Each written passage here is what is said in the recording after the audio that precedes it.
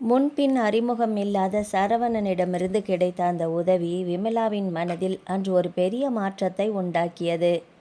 அன்று திங்கட்கிழமை முதுகலை இறுதி ஆண்டு படித்து கொண்டிருக்கும் விமலா காலை 10 மணிக்கு நடைபெறும் தன்னுடைய முதுகலை படிப்பிற்கான இறுதி பருவ தேர்வை எழுதுவதற்காக வீட்டிலிருந்து கிளம்பி கொண்டிருந்தாள். விமலாவின் கிராமத்திலிருந்து அவள் தேர்வு எழுத இருக்கும் கல்லூரிக்கு 15 கிலோமீட்டர் செல்ல வேண்டும். வழக்கமாக அவளுடைய கிராமத்தின் வழியாக பக்கத்து நகரத்துக்கு செல்லும் நகர பேருந்து காலை 9 மணிக்கு வரும். விமலாவும் அதில்தான் கல்லூரிக்கு செல்வாள். அந்த பேருந்து 9:30 மணிக்குள் பேருந்து நிலையத்துக்கு சென்றுவிடும். அங்கிருந்து 10 நிமிடம் நடந்தால் விமலாவின் கல்லூரி வந்துவிடும். அந்த ஊர் வழியாக செல்லும் ஒரே நகர பேருந்து என்பதால் பெரும்பாலும் அந்த பேருந்தினால் தவறாமல் சென்று வரும். பேருந்து தடை ஏற்படாமல் தொடர்ந்து செல்வதற்காக அரசு போக்குவரத்து கழக ஆவணம் செய்திருந்தது.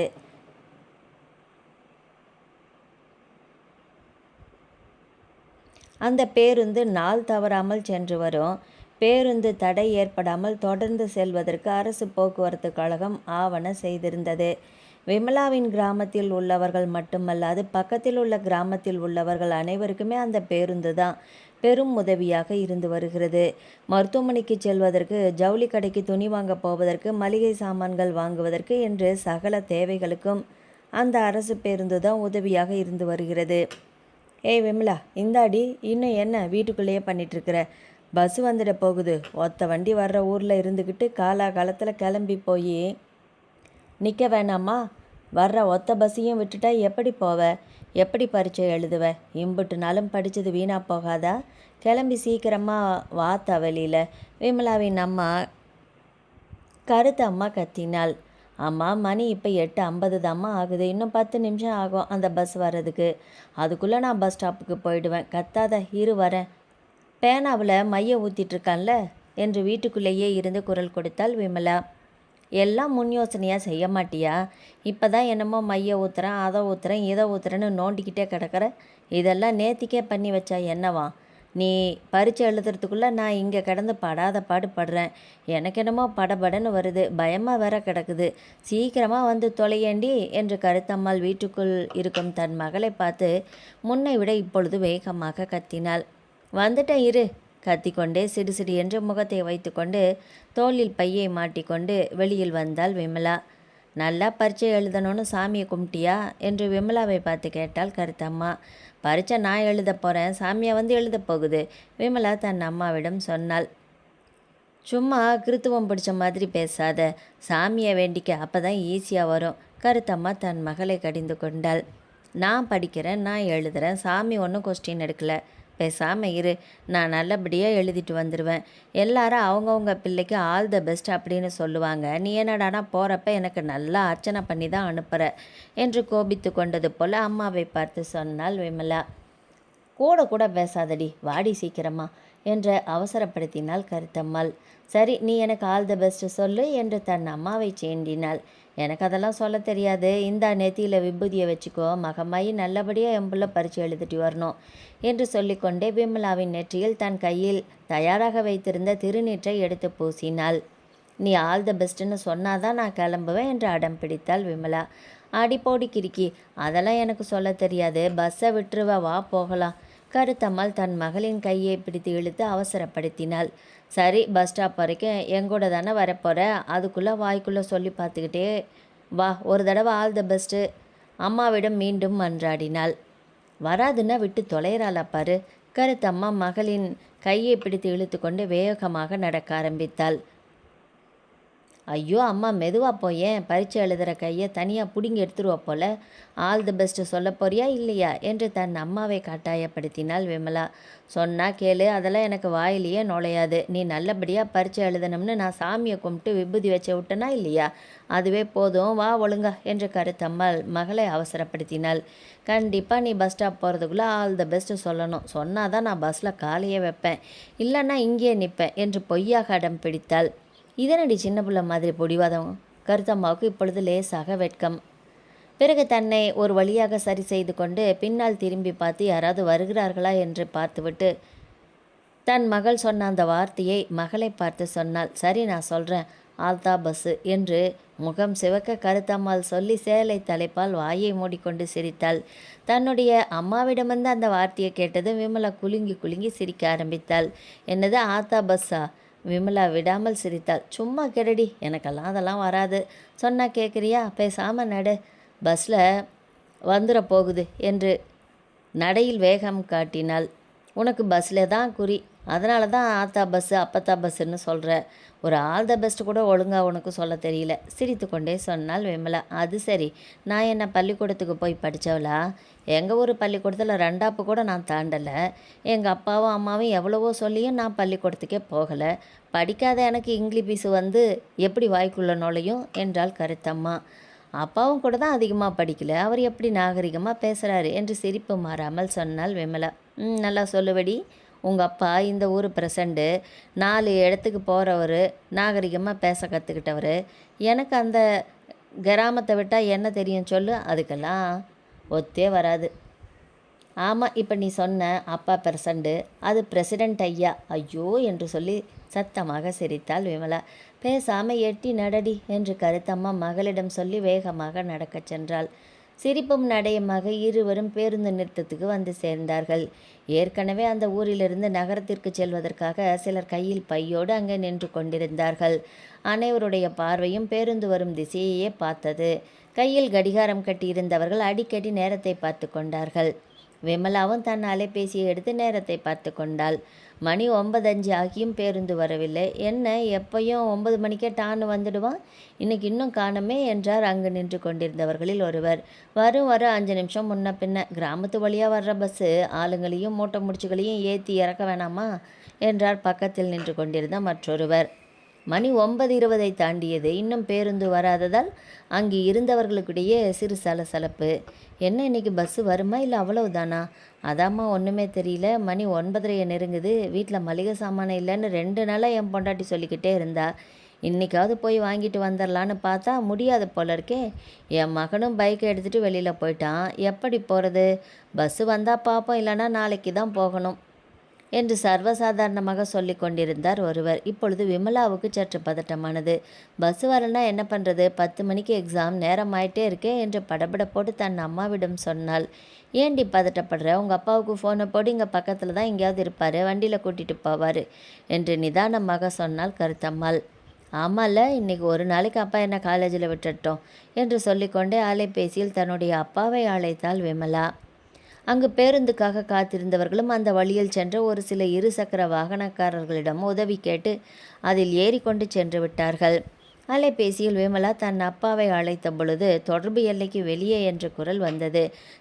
அவசரத்துக்கும் முடியாது, ஃபோன் காலை கூட நாட் ரீச்சபிள்னு அழுத்து கொண்டே சொன்னாள் விமலா. மறுபடியும் போடு, கருத்தம்மாள் மகளிடம் சொல்ல மீண்டும் ஒரு முறை தன் அப்பா வடிவேலுவை அலைபேசியில் அழைத்தாள். இப்பொழுது அலைபேசியை விமலாவின் தகப்பனார் வடிவேல் எடுத்து பேசினார். சொல்லும்மா, அப்பா எங்கப்பா இருக்கிற? இங்கே தான்ம்மா, பக்கத்தில் ஊரணி கரையில் நிற்கிறேன். அப்பா 10 மணிக்கு எக்ஸாமு, பஸ்ஸை இன்னும் காணோம். நான் பஸ் ஸ்டாப்பில் தான் நிற்கிறேன். இங்கே வந்து என்னை கூட்டிகிட்டு போய் காலேஜில் விட்டுருங்க என்றாள் விமலா. சரிம்மா, இங்கே இதோ வரேன் என்று சொல்லிவிட்டு அந்த ஊரின் தெற்கே இருந்த ஊரணி கரையில் நேற்று முன்தினம் அடித்த காற்றில் விழுந்து கிடந்த மரத்தை ஆட்களை வைத்து வெட்டி சரி செய்து கொண்டிருந்தவர் அவர்களிடம் விரைவாக செய்யுங்கள் என்று சொல்லிவிட்டு அவசரமாக கிளம்பினார். அடுத்த 2 நிமிடத்தில் வடிவேலு பேருந்து நிறுத்தத்திற்கு வந்து சேர்ந்தார். தன் அப்பாவை பார்த்தவுடன் தான் விமலாவுக்கு சற்று நிம்மதியாக இருந்தது. அவசரமாக வண்டியில் ஏறிக்கொண்ட விமலா, அப்பா சீக்கிரமாக போப்பா, நேரம் ஆயிடுச்சு அவசரப்படுத்தினாள்.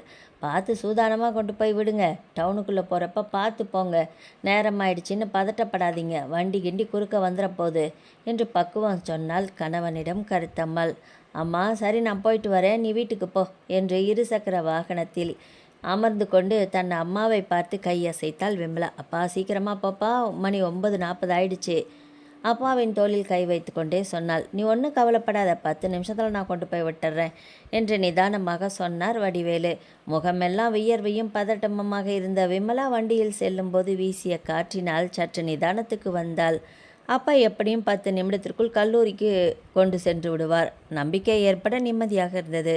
சுமார் 5 கிலோமீட்டர் தூரம் வந்திருப்பார்கள். திடீரென்று சென்ற 2 சக்கர வாகனத்தின் வேகம் குறைந்து உலட்ட ஆரம்பித்தது. வடிவேலு ஓரமாக வண்டியை நிறுத்தி என்னவென்று பார்த்தார்.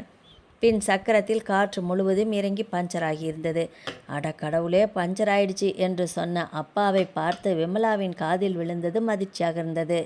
அப்பா, இப்போ என்னப்பா பண்ணுறது, ஏற்கனவே லேட் ஆயிடுச்சே. விமலாவுக்கு என்ன சொல்வதென்றே தெரியாமல் கைகளை உதறிக்கொண்டாள். நீ ஒன்றும் கவலைப்படாத, யாராவது டூ வீலர்காரங்க வந்தால் ஒன்று அதில் ஏற்றி விடுறேன் என்று மகளுக்கு தைரியம் சொன்னார். அதிக போக்குவரத்து இல்லாத அந்த சாலையில் 2 நிமிடமாக எந்த வாகனமும் வரவில்லை. விமலாவின் கண்களிலிருந்து கண்ணீர் தாரை தாரையாக ஊற்றியது. மகள் அழுவதை பார்த்து இப்பொழுது வடிவேலுக்கும் பதட்டமாக இருந்தது. மேலும் 2 நிமிடம் ஆனது, எந்த ஒரு வாகனமும் அந்த வழியாக வரவில்லை. அப்பா, எக்ஸாம் எழுத முடியாமல் போயிரும் போல இருக்கேப்பா என்று சிறு பிள்ளை போல விமலா சத்தமாகவே அழ ஆரம்பித்தாள். மகளின் அழுகையை பார்க்க வடிவேலுக்கு சகிக்கவே இல்லை. முகமெல்லாம் வியர்க்க அந்த வழியே ஏதாவது வாகனம் வருகிறதா என்று பார்த்து கொண்டே நின்றார். சாலையை பார்த்து கொண்டிருந்த வடிவேலுக்கு மேலும் மேலும் எரிச்சலாகியது. அவருடைய ஊரில் இருசக்கர வாகனம் வைத்திருந்த சிலரை அலைபேசியில் அழைத்தார். சிலர் அழைப்பை எடுக்கவில்லை. வேறு சிலரோ வெளியில் சென்று விட்டதாக கூறினார்கள். எவரிடமிருந்தும் வாகன உதவி கிடைக்கவில்லை. இனி தெரிந்தவர்கள் மூலமாக உடனடியாக உதவி கிடைக்க வாய்ப்பே இல்லை என்பது தெரிந்து கொண்டார். அந்த வழியிலும் எந்த ஒரு வாகனமும் வராதது அவருக்கு என்னவோ போல இருந்தது. தன் மகளின் அழுகை மேலும் அவருக்கு பதட்டத்தை கொடுத்தது. இந்த எக்ஸாம் எழுத முடியாட்டா 6 மாதம் தள்ளி போகும், அரியர் ஆகிவிடும் என்று விமலா சொல்லி சொல்லி அழுவதை அவரால் தாங்கிக் கொள்ளவே முடியவில்லை. ஏம்மா, டவுனில் உள்ள உன்னோட ஃப்ரெண்ட்ஸு ஃபோன் பண்ணிப்பாரு, அவங்க மூலமாக அங்கேருந்து ஏதாவது ஒரு ஆட்டோ அனுப்ப முடியுமான்னு அவரிடம் யோசனை கூறினார். உடனே விமலாவுக்கு தனக்கு தெரிந்த தோழிகளை தொடர்பு கொண்டாள். அவர்களும் கல்லூரிக்கு வந்துவிட்டதாகவும் இனிமே வெளியில் சென்று ஆட்டோ ஏற்பாடு செய்வதற்கு போதுமான நேரம் இல்லை, அதற்குள் தேர்வே ஆரம்பமாகிவிடும், எந்த ஒரு ஆட்டோவிலும் அலைபேசி எண்ணும் கூட எங்களிடம் இல்லை என்று தெரிவித்து விட்டார்கள். எந்த முயற்சியும் பலன் அளிக்காததால் விமலாவுக்கு ஆத்திரமும் அழுகையும் சேர்ந்தது. மேற்கொண்டு என்ன செய்யலாம் என்று புரியாமல் இருவரும் தத்தளித்து கொண்டு சாலையின் ஓரத்தில் நின்றிருக்க, அவர்களின் இருசக்கர வாகனம் பஞ்சராகி நின்ற இடத்திற்கு எதிர்ப்புறத்தில் பக்கத்து கிராமத்துக்கு செல்லும் ஒரு சிறிய சாலை. அந்த சாலையிலிருந்து இவர்கள் நிற்கும் பிரதான சாலையை நோக்கி இளநீர் காய்களை ஏற்றி கொண்டு ஒரு டெம்போ வந்தது. அந்த டெம்போ பிரதான சாலை வந்தடைந்ததும் நகரத்துக்கு செல்வதற்காக திரும்பியது. இருசக்கர வாகனத்தை சாலை ஓரத்தில் நிறுத்திவிட்டு பரிதாபமாக நின்று கொண்டிருந்த அவர்கள் இருவரையும் டெம்போவை ஓட்டி வந்த அந்த இளைஞன் கவனித்தான். உடனே ஓரமாக அவன் வண்டியை நிறுத்தி அவர்களிடம் கேட்டான். ஏன், ஏதாவது பிரச்சனையா சார் என்றான். உடனே வேகமாக அருகில் சென்ற வடிவேலு, தம்பி டவுனுக்கு தானே போகிறீங்க? ஆமாங்க. தம்பி, ஒரு உதவி பண்ணுங்களேன், வண்டி பஞ்சர் ஆயிடுச்சு, பாப்பா பரீட்சைக்கு போகணும், நீங்கள் பஸ் ஸ்டாண்டுக்கு பக்கத்தில் இறக்கி விட்டுட்டா கூட போதும், அங்கிட்டு ஒரு ஆட்டோ எடுத்து பாப்பா போயிடும் என்றார் கெஞ்சலாக. அவர் அப்படி சொன்னதும் வண்டிக்குள் இருந்து வெளியே தலையை திருப்பி அவன் விமலாவை பார்த்தான். கண்களில் கண்ணீரோடு பதட்டத்தோடு நின்று கொண்டிருப்பதை பார்த்ததும் அவனுக்கு மனதை என்னவோ செய்தது. அவர்களின் அவசர நிலைமையை புரிந்து கொண்ட அவன் அவரிடம் சொன்னான். சார், நீங்கள் கவலைப்படாதீங்க, நானே கொண்டு போய் விட்டுறேன், அப்படியே இங்கேருந்து பஞ்சர் பார்க்குறதுக்கும் ஆள் அனுப்பி வைக்கிறேன். நீங்கள் இங்கே நிற்கிறதா இருந்தால் நில்லுங்க, இல்லை என் கூட வண்டியில் வரதா இருந்தாலும் 2 பேருமே வாங்க. இல்லை தம்பி, வண்டியை நான் பார்த்துட்டு இங்கேயே நிற்கிறேன், எங்கள் ஊர்க்காரங்களை நான் ஃபோன் பண்ணி விஷயத்த சொல்லிடுறேன், அவங்க இங்கே வர தாமதமாகும், வந்த பின்னாடி பஞ்சர் பார்க்குற வேலையை நான் அவங்க மூலமாக ஆளை கூட்டிகிட்டு வந்து பார்த்துக்குவேன், நீங்கள் தயவு செஞ்சு காலேஜில் மட்டும் கொண்டு போய் விட்டுடுங்க தம்பி என்றார் வடிவேலு. சரிங்க, அவங்கள வண்டியில் ஏற சொல்லுங்கள், நான் காலேஜ்லேயே கொண்டு போய் விட்டுறேன் என்றான். ரொம்ப சந்தோஷம் தம்பி, உங்கள் பேர் என்ன? வடிவேலு கேட்க, என் பேர் சரவணன் சார், இங்கே தான் எங்கள் ஊர், 3 கிலோமீட்டர் இருக்கும், குறிஞ்சிப்பட்டி என்றான் சரவணன். ரொம்ப சந்தோஷம் தம்பி, எங்கள் ஊர் பக்கத்தில் வாராப்பூர் தான், நான் அந்த ஊருக்கு பஞ்சாயத்து தலைவர். தம்பி, உதவிக்கு நன்றி, பார்த்து விட்டுடுங்க என்று அவசரப்படுத்தினார். சரிங்க, நான் கவனமாக கொண்டு போய் விட்டுறேன் என்று சரவணன் சொன்னான். டெம்போவின் கதவை திறந்துவிட்டு விமலாவை ஏறி உட்காருமாறு சொன்னான். விமலா டெம்போவில் ஏறி முன் இருக்கையில் உட்கார்ந்து கொண்டு தன்னுடைய அப்பாவை பார்த்து கையசைத்தாள். பார்த்துமா, கவலைப்படாமல் பதட்டம் இல்லாமல் போய் நல்லபடியாக பரீட்சை எழுதிட்டு வா என்றார் வடிவேலு. விமலா வண்டிக்குள் ஏறி உட்கார்ந்து கதவை சாத்தியதும் சரவணன் வேகமாக டெம்போவை ஓட்ட ஆரம்பித்தான். எந்த காலேஜ் என்று விமலாவை பார்த்து கேட்டான். சின்னம்மாள் கலை அறிவியல் கல்லூரி என்றாள் விமலா. ஓ, அந்த காலேஜா? பஸ் ஸ்டாண்டுக்கு பக்கத்தில் போயிடலாம், எக்ஸாம் எத்தனை மணிக்கு? 10 மணிக்கு என்று குரல் கம்ம சொன்னாள். நீங்கள் ரொம்ப பயந்துட்டீங்க போல், ஏன் இவ்வளவு மெதுவாக பேசுகிறீங்க? நான் எப்படி உங்களை 10 மணிக்குள்ளே கொண்டு போய் விட்டுடுவேன், மணி இப்போ 9:50 தானே ஆகுது என்று சாதாரணமாக சிரித்து கொண்டே சொன்னான். டெம்போவை வழக்கத்தை விட வேகமாக ஓட்டினான். வண்டியில் இருக்கும் இளநீர் காய்களை நகரத்திற்குள் நுழையும் இடத்தில் 2 கடைகளில் பேருந்து நிறுத்தத்தில் ஒரு கடையில் இறக்க வேண்டும். 2-3 நிமிடம் இருவரும் ஏதாவது பேசிக்கொள்ளவில்லை. விமலா மட்டும் அடிக்கடி அலைபேசியில் நேரத்தை பார்த்து கொண்டே வந்தாள். எங்கள் அப்பா மட்டும் உசுரோடு இருந்திருந்தா நானும் அந்த காலேஜில் தாங்க படிச்சிருப்பேன். +2க்கு பிறகு படிக்க முடியல. எங்ககிட்ட இருந்த தென்னந்தோப்பையும் எங்கள் அப்பா குத்தகைக்கு எடுத்து பார்த்துக்கிட்டு இருந்த தென்னந்தோப்பையும் நானும் எங்கள் அம்மாவும் சேர்ந்து பார்க்க வேண்டியதாக இருந்துச்சு. அப்படியே படிப்பை விட்டுட்டேன் என்று அவன் சொன்னான். அதை விமலா காதில் வாங்கி கொண்டதாகவே தெரியவில்லை. அவள் கவனம் முழுவதும் தேர்வில்தான் இருந்தது. சரியான நேரத்திற்கு சென்று விடுவோமா என்ற பயத்திலேயே இருந்தவளுக்கு சரவணன் சொல்வது எதுவுமே காதில் ஏறவில்லை. அதை புரிந்து கொண்ட சரவணனும் பேச்சை அத்தோடு நிறுத்திவிட்டு வேகமாக ஓட்டினான். அந்த நகரத்திற்குள் நுழையும் பொழுது சாலையோரத்தில் சரவணன் வழக்கமாக இளநீர் காய்களை இறக்கும் கடையில் இருந்தவர் வண்டி கடையில் நிற்காமல் செல்வதை பார்த்ததும் அலைபேசியில் சரவணனை அழைத்தார். சொல்லுனே என்றான் சரவணன். என்ன சரவணா, கடையை மறந்துட்டியா? அண்ணா, ஒரு அவசர வேலை, போயிட்டு உடனே வந்துடுவேன், வந்து விவரம் சொல்கிறேன், அவசரமாக சொல்லிவிட்டு அலைபேசியை துண்டித்தான். போக்குவரத்து நெரிசல் மிகுந்த பகுதியில் லாவகமாக வண்டியை செலுத்தி சின்னம்மாள் கலை அறிவியல் கல்லூரிக்கு முன் வந்து நிறுத்தினான் சரவணன். அவசரமாக கீழே இறங்கினாள் விமலா. கல்லூரியில் நுழைவு வாயிலில் வைத்திருந்த கரும்பலகையில் 5 பேருக்கு மேலே தேர்வு எழுதும் அடையாள அட்டையை வைத்து அவர்களுக்குரிய இடம் எந்த அறையில் ஒதுக்கப்பட்டுள்ளது என்பதை பார்த்து கொண்டிருந்தாள். அதை பார்த்ததும் விமலா சற்று ஆறுதல் அடைந்தாள். இன்னும் பரீட்சை ஹாலில் நுழைந்து கொண்டுதான் இருக்கிறார்கள் என்று தன்னை ஓரளவுக்கு தைரியப்படுத்தி கொண்டாள். எங்க கொஞ்சம் நில்லுங்க, நீங்கள் ரொம்ப பதட்டமாக இருக்கீங்க, ஒரு நிமிஷம் இருங்க, ஒரு இளநீ வெட்டி தரேன், குடிச்சிட்டு போய் பரீட்சை எழுதுங்க. அதுதான் 2 நிமிஷம் முன்னாடியே வந்துட்டோமில்ல, பரீட்சை ஆரம்பிச்சிட்டாலும் எப்படியும் அரை மணி நேரம் உங்களுக்கு டைம் கொடுப்பாங்க. இப்படியே போனீங்கன்னா உங்களால் எக்ஸாம் எழுத சிரமமாக இருக்கும். 2 நிமிஷம் உங்கள் பதட்டத்தை குறைச்சிட்டு ரிலாக்ஸாக போங்க என்று தன் இருக்கைக்கு பின்னால் இருந்த இளநீர் வெட்டும் அறிவாலை எடுத்தான். ஐயோ, எனக்கு வேண்டாங்க, நான் போய் போர்டில் எக்ஸாம் நம்பரை பார்த்துட்டு ரூம் எங்கே இருக்குன்னு பார்க்கணும். ரொம்ப தேங்க்ஸ், நான் வரேன் என்று சொல்லிவிட்டு நடக்க ஆரம்பித்தாள். ஒரு செகண்ட், நான் சொல்கிறத கேளுங்க. இவ்வளவு பதட்டமாக இருந்தீங்கன்னா பரீட்சை எழுதுகிறப்ப உங்களால் கவனம் செலுத்த முடியாது. நின்று தண்ணியோ இல்லை இளநீரோ குடிச்சிட்டு போங்க, ரிலாக்ஸ் ஆகும். உங்கள் ஹால் டிக்கெட்டை கொடுங்க, நான் போய் எந்த ஹால்னு பார்த்துட்டு வரேன். அது வரைக்கும் நீங்கள் இந்த இளநீயை குடிங்க என்று சரவணன் சொல்லிவிட்டு வெளியில் வண்டியில் இருந்த இளநீர் ஒன்றை எடுத்து மின்னல் வேகத்தில் வெட்டி அவளிடம் நீட்டிவிட்டான். இதனடா வம்பா போச்சு, இந்த ஆள் விடமாட்டான் போல இருக்கே என்று பதட்டத்தில் வேறு வழி இல்லாமல் விமலா அதை வாங்கி குடிக்க ஆரம்பித்தாள். உங்கள் ஹால் டிக்கெட்டை கொடுங்க, நான் எந்த ஹால் போர்டில் பார்த்துட்டு சொல்கிறேன். இல்லை வேண்டாம், நானே பார்த்துக்கிறேன், அவள் மறுத்தாள். கொடுங்க, நீங்கள் பதட்டமாக இல்லாமல் குடிங்க, ஹால் நம்பர் பார்க்கறது தானே, நான் பார்த்துட்டு வந்து சொல்கிறேன் என்று அவன் வற்புறுத்தவும் வேறு வழியே இல்லாமல் ஹால் டிக்கெட்டை எடுத்து அவனிடம் நீட்டினாள் விமலா. சரவணன் அதை வாங்கி கொண்டு வேக வேகமாக கரும்பலகை இருக்கும் இடத்திற்கு சென்று தேர்வு பதிவு எண்ணை வைத்து அறை எண் எது என்று தேடினான். விமலாவின் தேர்வு எண் இருந்த அறையை கண்டுபிடித்ததும் அவளிடம் சொல்வதற்காக திரும்பினான். அதற்குள் அவள் அவன் இருந்த இடத்திற்கே வந்துவிட்டாள். உங்கள் ஹால் 2வது மாடியில் 7ஆம் எண் அறை என்று சொல்லிவிட்டு அவளிடம் ஹால் டிக்கெட்டை நீட்டினான். விமலா அதை வாங்கி கொண்டாள். விமலாவிடம் அறை எண் பற்றி சொன்னதோடு அவளுடைய பதிவு எண் இருந்த காகிதத்தையும் கரும்பலகையில் தொட்டு காண்பித்தான். விமலாவும் அதை சரிபார்த்து கொண்டு கிளம்பினாள். போகும் பொழுது அவனிடம் ரொம்ப சந்தோஷம் என்று 2 முறை சொல்லிவிட்டு தேங்க்ஸ் என்றாள். ஆல் த பெஸ்ட், பதட்டமில்லாமல் பரீட்சை எழுதுங்க என்று சிரித்து கொண்டே அவன் சொன்னான். ரொம்ப தேங்க்ஸ் என்று சிரித்த முகத்தோடு சரவணனை பார்த்து சொன்னாள் விமலா. விமலாவுக்கு அதுவரை இருந்த அனைத்து பதட்டங்களும் இப்பொழுது குறைந்து சந்தோஷமான மனநிலையே ஏற்பட்டது. அத்தோடு சரவணனின் அந்த உதவியும் அக்கறையும் அவன் மீது மிகுந்த மதிப்பை உண்டாக்கியது.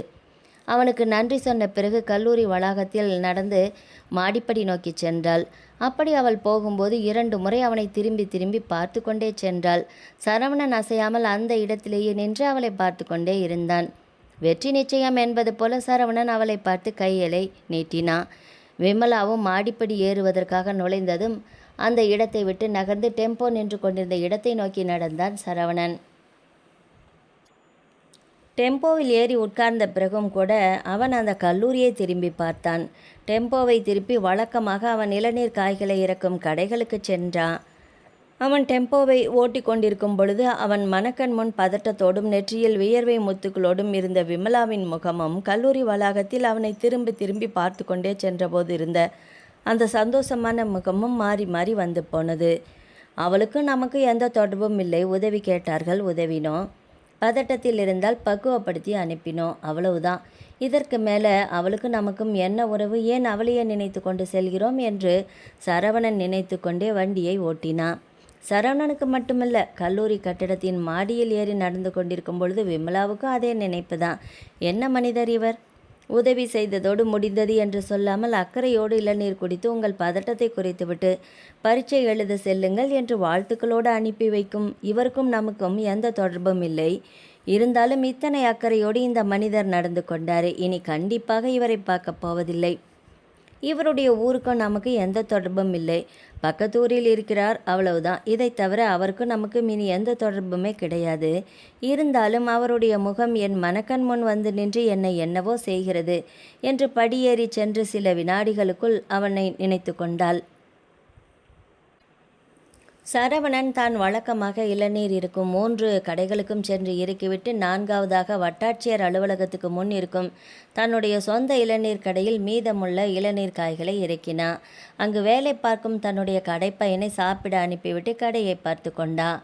சந்தோஷம், ஏக்கம், பெருமூச்சு என்று மாறி மாறி அவனுக்குள் ஏற்பட்ட மாற்றத்தை நினைத்து அவனே வியந்து போனான்.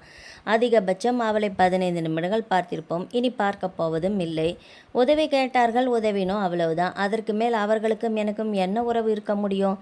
எங்கேயாவது அவர் அப்பா என்னை பார்த்தால் ஒருவேளை அடையாளம் தெரிந்து கொண்டால் சிரிக்கப் போகிறார், நானும் பதிலுக்கு சிரிக்கப் போகிறேன், அவ்வளவுதான். இதற்கு மேல் அவர்களுடன் நமக்கு என்ன தொடர்பு ஏற்பட போகிறது? இதை இப்படியே விட்டுவிட வேண்டியதுதான். ஆனால் என்னால் அப்படியெல்லாம் விட்டுவிட முடியவில்லையே. மீண்டும் மீண்டும் அந்த நினைப்பை என்னை துரத்துகிறதே. கடந்து போக முடியாமல் இந்த மனது கிடந்து அடித்து கொள்கிறதே என்று அவன் நினைத்து நினைத்து சோர்ந்து போனான். பேசாமல் மதியம் வீட்டுக்கு செல்லும் பொழுது அந்த கல்லூரி வழியாக சென்று அவள் நன்றாக பரீட்சை எழுதிவிட்டாளா என்று கேட்போமா? யோசித்தான். அது சரிப்பட்டு வராது என்று நினைத்தான். மறுபடியும் வந்து என்னை தொந்தரவு செய்வதற்காகவா உன்னிடம் உதவி கேட்டோம் என்று நினைத்து கொள்ளப் போகிறாள்? அப்படி அவள் நினைக்கப் போவதில்லை. காலையில் பதட்டத்தோடு சென்றதால் தான் இப்பொழுது நன்றாக பரீட்சை எழுதிவிட்டாயா என்று தெரிந்து கொள்வதற்காக வந்திருக்கிறார் என்று நினைத்து கொள்ள மாட்டாளா? உள்ளுக்குள் இருந்த அவனுடைய இன்னொரு மனது சொன்னது. நான் நினைப்பது போலவே எனக்கு சாதகமாக அப்படி அவள் நினைத்து கொள்வதற்கு அவசியமும் இல்லை. எனக்கும் அவளுக்கும் என்ன உறவு? இன்றுதான் முதலில் பார்த்தோம். ஒரு நாள் ஒரு முறை அவளை பார்த்துவிட்டு அவளை தேடி போய் எந்த மடையனாவது இப்படி வலிய சென்று அவளிடம் வாங்கி கட்டிக்கொள்ள நினைப்பானா? அவங்க அப்பா வேற பிரசிடெண்ட். இவ்வாறு நினைத்தவன் பிறகு ஓரளவுக்கு அந்த நினைப்பிலிருந்து விடுபட்டு மனதை திடப்படுத்தி கொண்டு வியாபாரத்தில் கவனம் செலுத்தினான். மதியம் 1 மணிக்கு தேர்வு முடித்து தேர்வு அறையிலிருந்து வெளியே வந்தாள் விமலா. வீடு பக்கத்தில் இருந்து அவளுடைய தோழிகள் எல்லாருமே நாளை சந்திக்கலாம் என்று சொல்லிவிட்டு கிளம்பிவிட்டார்கள். விமலா தான் கொண்டு வந்த மதிய உணவை மரத்தடியில் உட்கார்ந்து சாப்பிட ஆரம்பித்தாள். விமலாவின் ஊருக்கு செல்வதற்கு 4 மணிக்கு தான் பேருந்து. காலையில் வரும் அந்த பேருந்து தான் மற்ற இடங்களுக்கும் சென்றுவிட்டு மறுபடியும் 4 மணிக்கு பேருந்து நிலையத்துக்கு புறப்படும். அந்த பேருந்தை தவறவிட்டால் அவ்வளவுதான். இவர்கள் ஊருக்கு போக வேறு பேருந்து வசதி கிடையாது. வாடகைக்கு ஆட்டோ எடுத்துக்கொண்டு தான் செல்ல வேண்டும். விமலா கல்லூரிக்கு வருவதற்கு தினமும் காலையும் மாலையும் இந்த பேருந்தை தான் பயன்படுத்துவாள். சில நேரங்களில் அவளுடைய அப்பா டவுனுக்கு வந்தால் அவளை வீட்டிற்கு அழைத்து செல்வார். கொண்டு வந்த மதிய உணவை சாப்பிட்டு முடித்ததும் மறுநாள் தேர்விற்கான பாடத்தை எடுத்து படிக்க ஆரம்பித்தாள். மணி 3:30 வரை அவள் அந்த கல்லூரியில் தான் இருக்க வேண்டும். அதற்கு பிறகு பேருந்து நிலையத்திற்கு சென்றால் அவள் ஊர் வழியாக செல்லும் பேருந்தில் சென்று விடலாம். விமலாவுக்கு திடீரென்று ஒரு யோசனை வந்தது. காலையில் வராத பேருந்து இப்பொழுதும் வராமல் போனால் என்ன செய்வது? அப்பாவுக்கு ஃபோன் செய்து வரவழைக்கலாமா, இல்லை ஆட்டோ ஒன்றை எடுத்துக்கொண்டு செல்லலாமா? யோசிக்க ஆரம்பித்தால் வண்டி பஞ்சராகி பாதி வழியில் நின்று கொண்டிருந்த பொழுது எப்படி எக்ஸாம் எழுதப் போகிறோம் என்று தவித்து கொண்டிருந்தவளுக்கு முன்பின் தெரியாத சரவணன் அந்த வழியாக வந்து உதவியதை நினைக்கும் பொழுது அவளுக்கு மிகவும் நெகிழ்ச்சியாக இருந்தது. அவளுடைய மனசு ஏனோ அவரை பார்த்ததிலிருந்து அவரை பற்றிய சிந்தனையுடன் தான் உள்ளது. இதை மறுக்க முடியாது தான். தேர்வு எழுதும் பொழுது கூட அடிக்கடி கண்ணுக்குள் சரவணன் முகம் நிற்கிறது. என்னை போலவே அவரும் என்னை நினைப்பாரா? சேச்சே, அப்படியெல்லாம் இருக்காது. நாம தவறாக ஒரு கற்பனை செய்து கொள்ள வேண்டாம். ஏன் என் மனம் வீணாக சஞ்சலப்படுகிறது? மனம் ஒரு குரங்கு என்பது உண்மைதான் போல. பின் ஒருவாறு தன்னை சமநிலைப்படுத்தி கொண்டு கவனம் முழுவதையும் புத்தகத்தில் செலுத்தி படிக்க ஆரம்பித்தாள். அப்பொழுது அவள் அலைபேசி ஒலித்தது. எடுத்து பார்த்தால் அவளுடைய அப்பாதான். அப்பா சொல்லுங்கப்பா, என்னம்மா எக்ஸாம் நல்லபடியாக எழுதிட்டியா? எழுதிட்டேன்ப்பா, முடிச்சு இப்போ தான் சாப்பிட்டேன். இப்போ கிரவுண்டில் உட்காந்து படிச்சிட்ருக்கிறேன். காலையில் நம்ம ஊர் பஸ்ஸு வராததுனால சாயந்தரம் வருமா வரலையான்னு சந்தேகம். உங்கள் அம்மாவும் போய் பாப்பாவை கூட்டிகிட்டு வந்துருங்க அப்படின்னு சொன்னா. அதனால் நான் வண்டி எடுத்துகிட்டு உன்னை வீட்டுக்கு கூட்டிகிட்டு போகலான்னு வந்துட்டேன். கேட்டுக்கு வெளியே தாம்மா நிற்கிறேன். சரிங்கப்பா, தான் வந்துடுறேன் என்று சொல்லிவிட்டு விமலா புத்தகங்களை எடுத்து பையில் வைத்துக்கொண்டு தோளில் மாட்டிக்கொண்டு வேகமாக கேட்டை நோக்கி நடந்தாள். அங்கே அவளுடைய அப்பா நின்று கொண்டிருந்தார். வண்டி எப்பப்பா பஞ்சர் பார்த்தீங்க? ஒன்று அந்த டெம்போ தம்பிக்கிட்ட அனுப்பிச்சிட்டு ரவிக்கு ஃபோன் அடித்தேன். எங்கேயோ வெளியில் இருந்தான். அரை மணி நேரம் கழித்து வந்தான். உடனே கூட்டிகிட்டு போய் பஞ்சர் போட்டு வந்தாச்சு. சரிங்கப்பா, போகலாம் என்று சொல்லிவிட்டு விமலா வண்டியில் ஏறி தயாரானாள். காலை அந்த பையன் டெம்போவில் எங்கள் அம்மா கொண்டு வந்து உன்னை இறக்கி விட்டான். காலையில் உதவி கேட்குறப்ப தம்பி தம்பின்னு பேசினப்ப இப்போ அவன் இவனு பேசுகிறாரே என்று விமலாவுக்கு சங்கடமாக இருந்தது. அப்பா எப்பொழுதுமே இப்படித்தான். ஒருத்தரிடம் உதவி வாங்கும் வரை தான் அப்படி. மற்ற நேரமெல்லாம் அவர்களை மதிக்கவே மாட்டார். அவர் குணம் தெரிந்துதானே தன்னை சமாதானப்படுத்தி கொண்டு சொன்னாள்.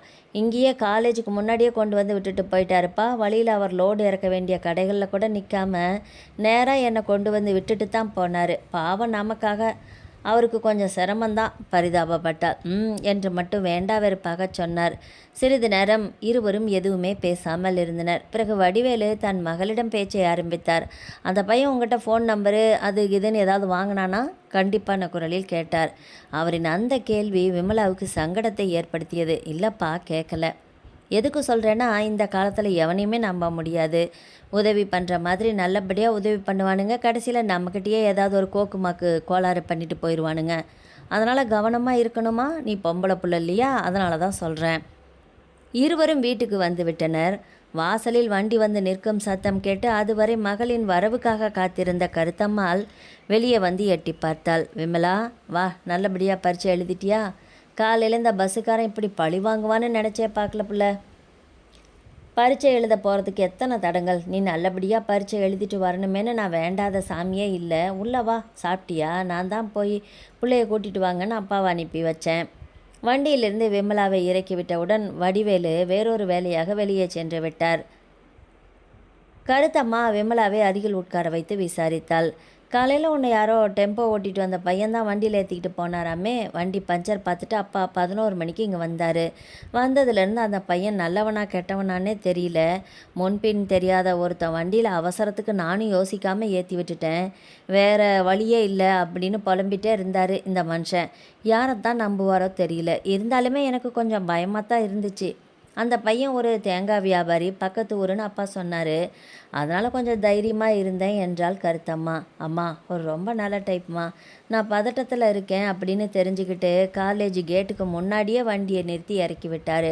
அப்புறம் எனக்கு குடிக்கிறதுக்கு அவர் வண்டியில் ஏற்றிக்கிட்டு வந்த இளநீர் காயிலையே ஒன்று வெட்டி கொடுத்தாரு. என்னை பதட்டப்படாமல் ரிலாக்ஸாக இருங்கன்னு சொல்லி எந்த ரூமு பரீட்சை எழுதணும் அப்படின்னு கூட போய் போர்டில் பார்த்து ஆல் த பெஸ்ட்டு சொல்லி அனுப்புனாருமா. இத்தனைக்கும் காலையில் அவர் இளநீர் சப்ளை பண்ணுற கடையெல்லாம் போகிற வழியிலே இருந்தாலும் அப்புறம் பார்த்துக்கலாம் அதெல்லாம் ஒதுக்கி வச்சுட்டு என்னை கொண்டு வந்து விட்டுட்டு தம்மா போனார் என்றாள் விமலா. இந்த காலத்தில் இப்படி ஒரு பிள்ளையா? நல்லா இருக்கட்டும், பாவம். யார் பெத்த பிள்ளையோ கடவுள் மாதிரி வந்து உனக்கு உதவி இருக்குது. கருத்தம்மா நிகழ்ந்து கொண்டாள்.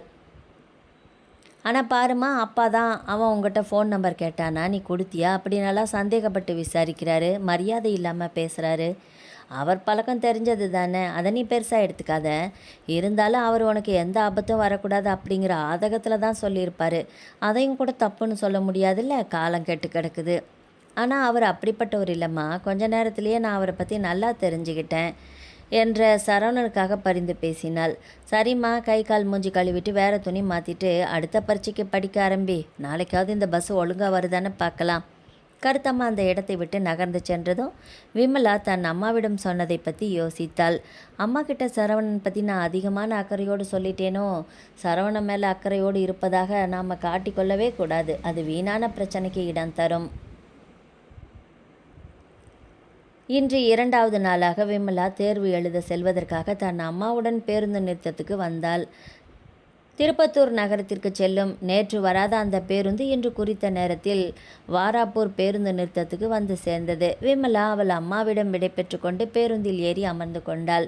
பேருந்து நகர்ந்து சென்றது. அப்பாடி, நல்ல வேலை இன்னைக்கு வந்துடுச்சு. இன்னும் 2 எக்ஸாம் தான் இருக்குது. இந்த பேருந்து சரியாக வந்துட்டாலே போதும், எந்த சிரமமும் இருக்காது மனதிற்குள் நினைத்து கொண்டாள். பேருந்து வாராப்பூரிலிருந்து பக்கத்து நகரான திருப்பத்தூருக்கு சென்று கொண்டிருந்தது. விமலா ஜன்னலோர இருக்கையில் அமர்ந்து கொண்டாள்.